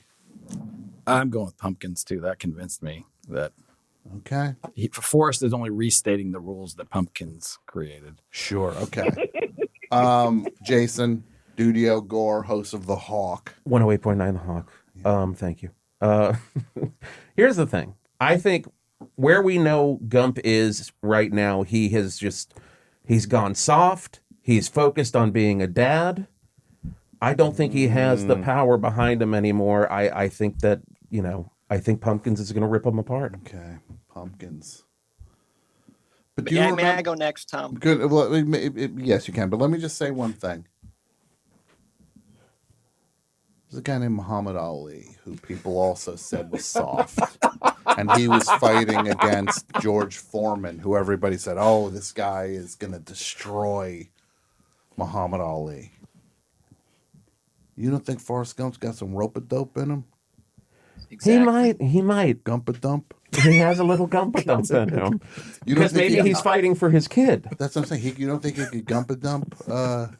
There might be a little gump-a-dump in there. Gump-a-dump the pump? Oh, God. Listen. Oh, okay. We're listening. If the rules of the movies have taught us anything, and I think that we can all agree that we follow the logic of the films behind the characters. True or false, everyone? True. Okay, so hear me out. The story of Gump is a story of a guy who, against all odds, constantly turns up on top and wins. That's his story. So his story has come down to this. He's facing some sort of conduit to evil. Guess what? He's going to win because that's what he does. That's what he does in the story. I think you're right. Pat, that was amazing. Yep. So that's a vote for Gump for Pat. I hope I convinced the rest of you. Yes, I'm with going to that. tack on with what Pat said and say, who has more longevity? I mean, like at this point, you're saying like the church lady wins. You know what I mean? It's like mango. Like it's just like, what are you doing here? I think mango. Like everybody knows. Look, first of all, Gump has been around for so may. long, Yeah. and he keeps winning. I don't understand. Everybody knows. I get it. It's funny. It's so funny. Hans but and Franz would win. yeah, in any Hans and fight. Franz would obviously win because they're weightlifters. But we're or not. Vinny Vidici, who is a Bill Hader character, Bill Barry Hader. Mango would win though. If I may, the slightest of rebuttals. If we are going to follow that line and say, let's look to the storylines of these things, a lot of people have been calling David S. Pumpkins evil. But if you watch the David S. Pumpkins holiday special, there is a mysterious stranger who's been stealing all of the candy from the neighborhood kids. And in the end, it's David S. Pumpkins who defeats the Raincoat Man, who turns out to be three kids who were bullies, who were in a big coat, and he returns the candy using magical floating pumpkins. Connor. So he is, yeah. I gotta just say, you just shrunk down David S. Pumpkin's magic by saying he fought three kids under a trench coat. That's right, and he defeated them. I did They see were bullies. Three bullies You that are can't still put small. three bullies in one trench coat either. That doesn't work. Yeah. Whereas Forrest Gump lost the Vietnam War. He did.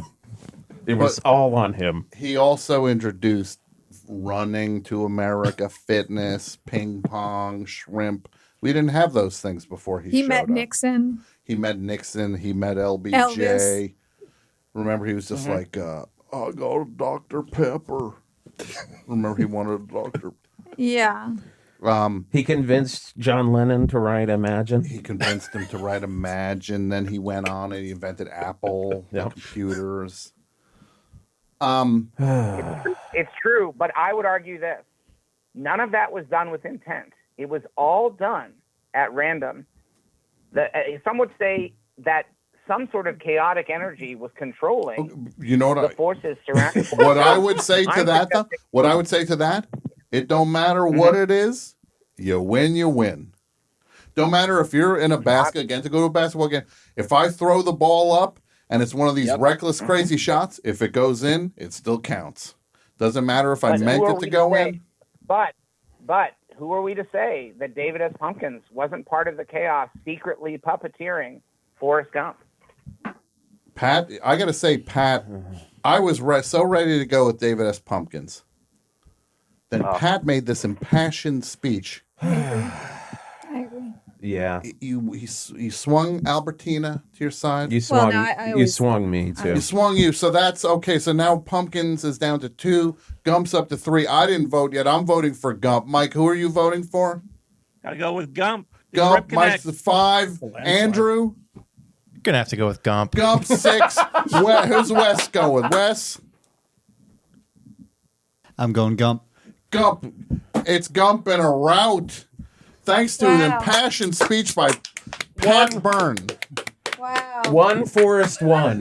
That is amazing. Well, I want to say, Incredible. Amazing. everybody, Pat, congratulations. You. Hey, thank you. I mean, listen, it had to be done. I'm sorry to interrupt earlier on, but I had to get it in before all the votes counted. And did. that is a tribute to my first ever screen name on AOL, which was Forrest G 405.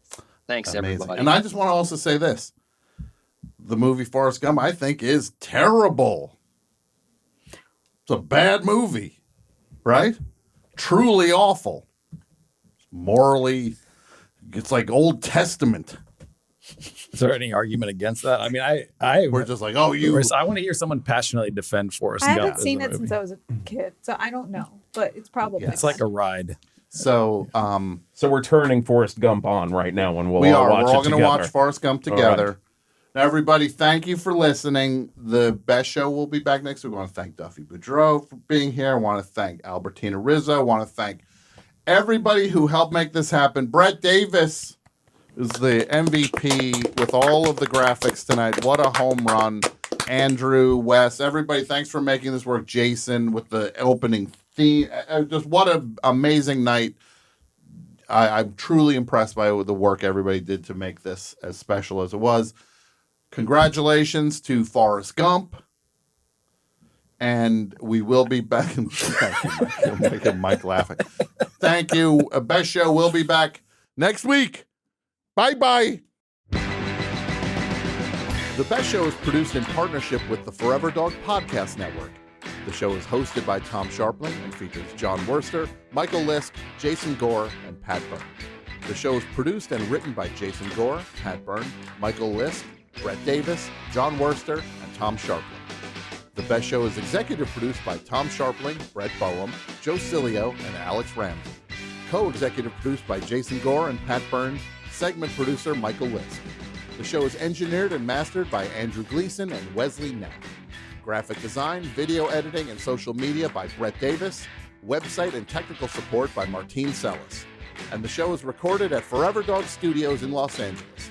Support The Best Show on Patreon over at patreon.com/thebestshow. And follow us on YouTube, Twitter, Instagram, and TikTok at Best Show 4 Life. That's Best Show number 4 Life. Thanks for listening, and we'll see you next week.